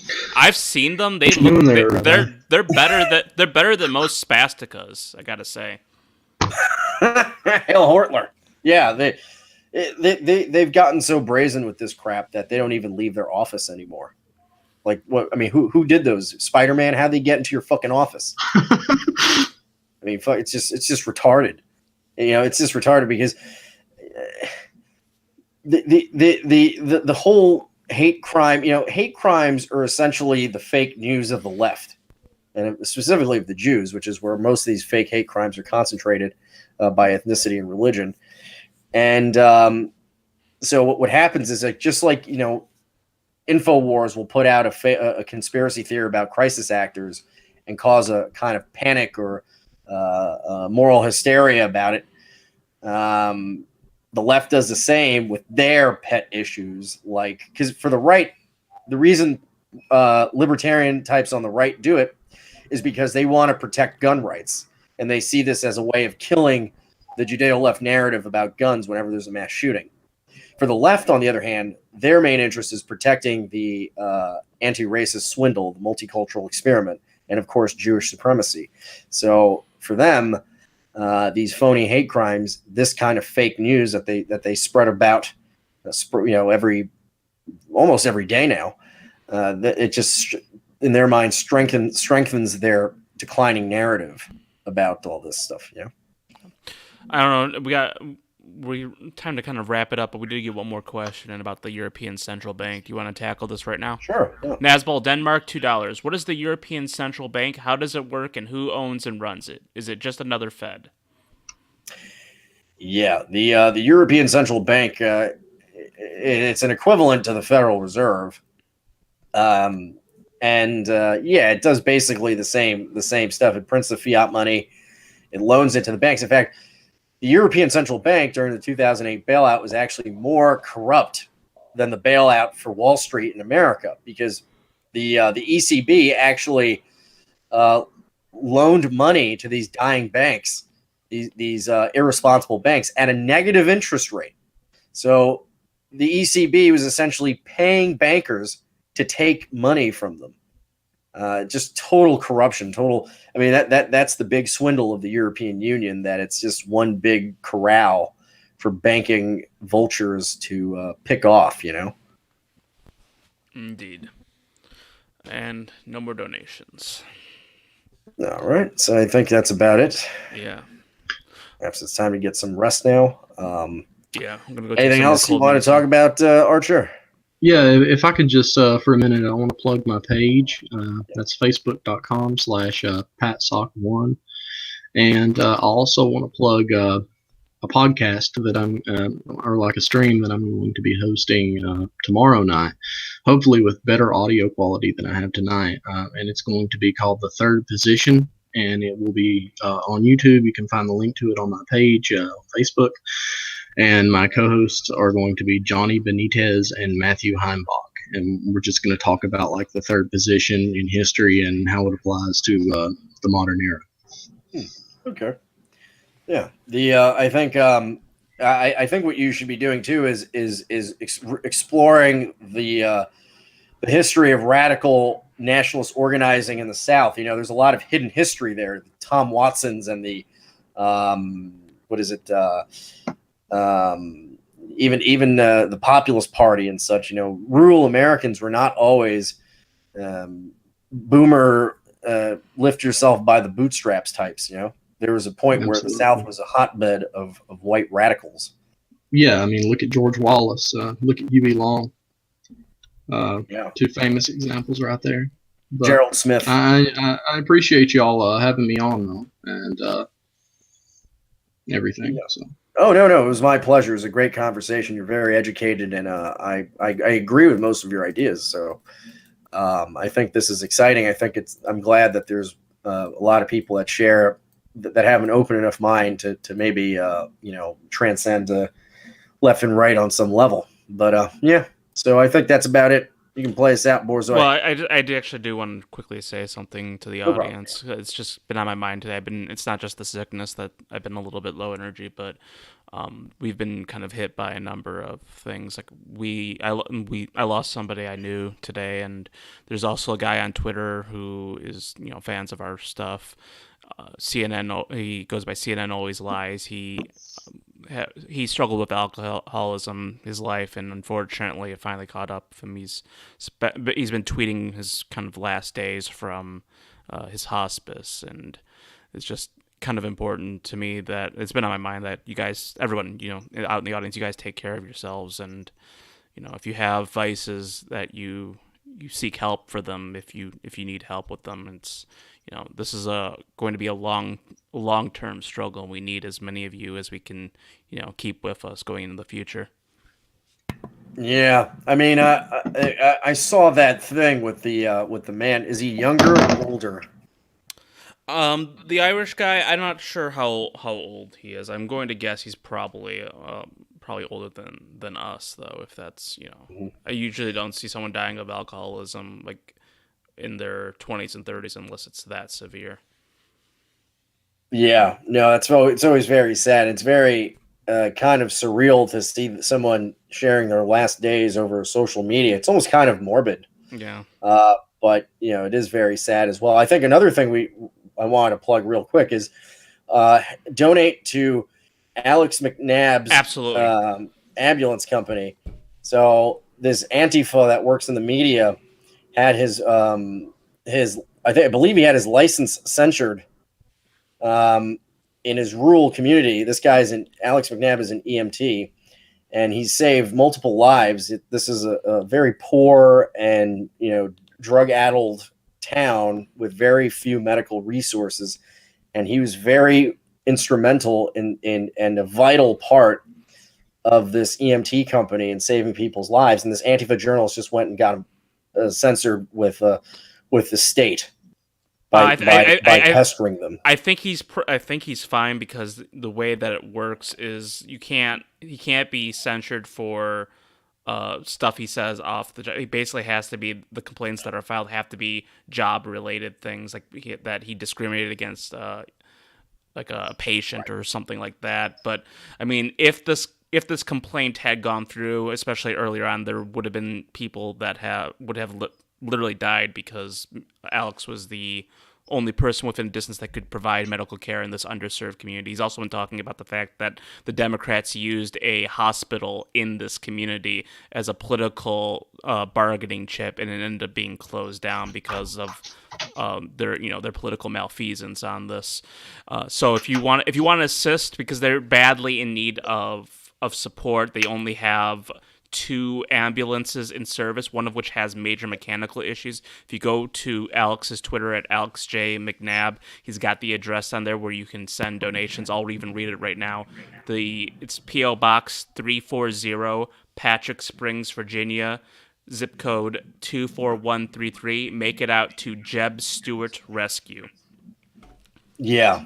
No, what's going on there is so tragic. And what I was saying before is it really shows the mindset of these Antifa monsters, these communist scumbags that work in places like the Huffington Post, which is owned, of course, by a multinational. It's owned by Verizon. And of course, they making a political point or making a political example for some ideological reason is more important to them than human life. So these are the people that are ascending into power. These are the people with this mindset are working in our NGOs, they're working in our governments, they're working in our media. So, these people are monsters. This is just the beginning of what they have in store for us. They want to, like Sam Hyde said, they want to make sure we're all dead, bankrupt, and our children are killed, and they have no empathy for humanity at all. It's just about them and their careers and their virtue signaling. They would rather that a racist loses his job than a racist save anybody's lives. Yeah, absolutely. All right, I'm ready to play us out. Take care of yourselves, everybody. All right. See you, everyone. See you.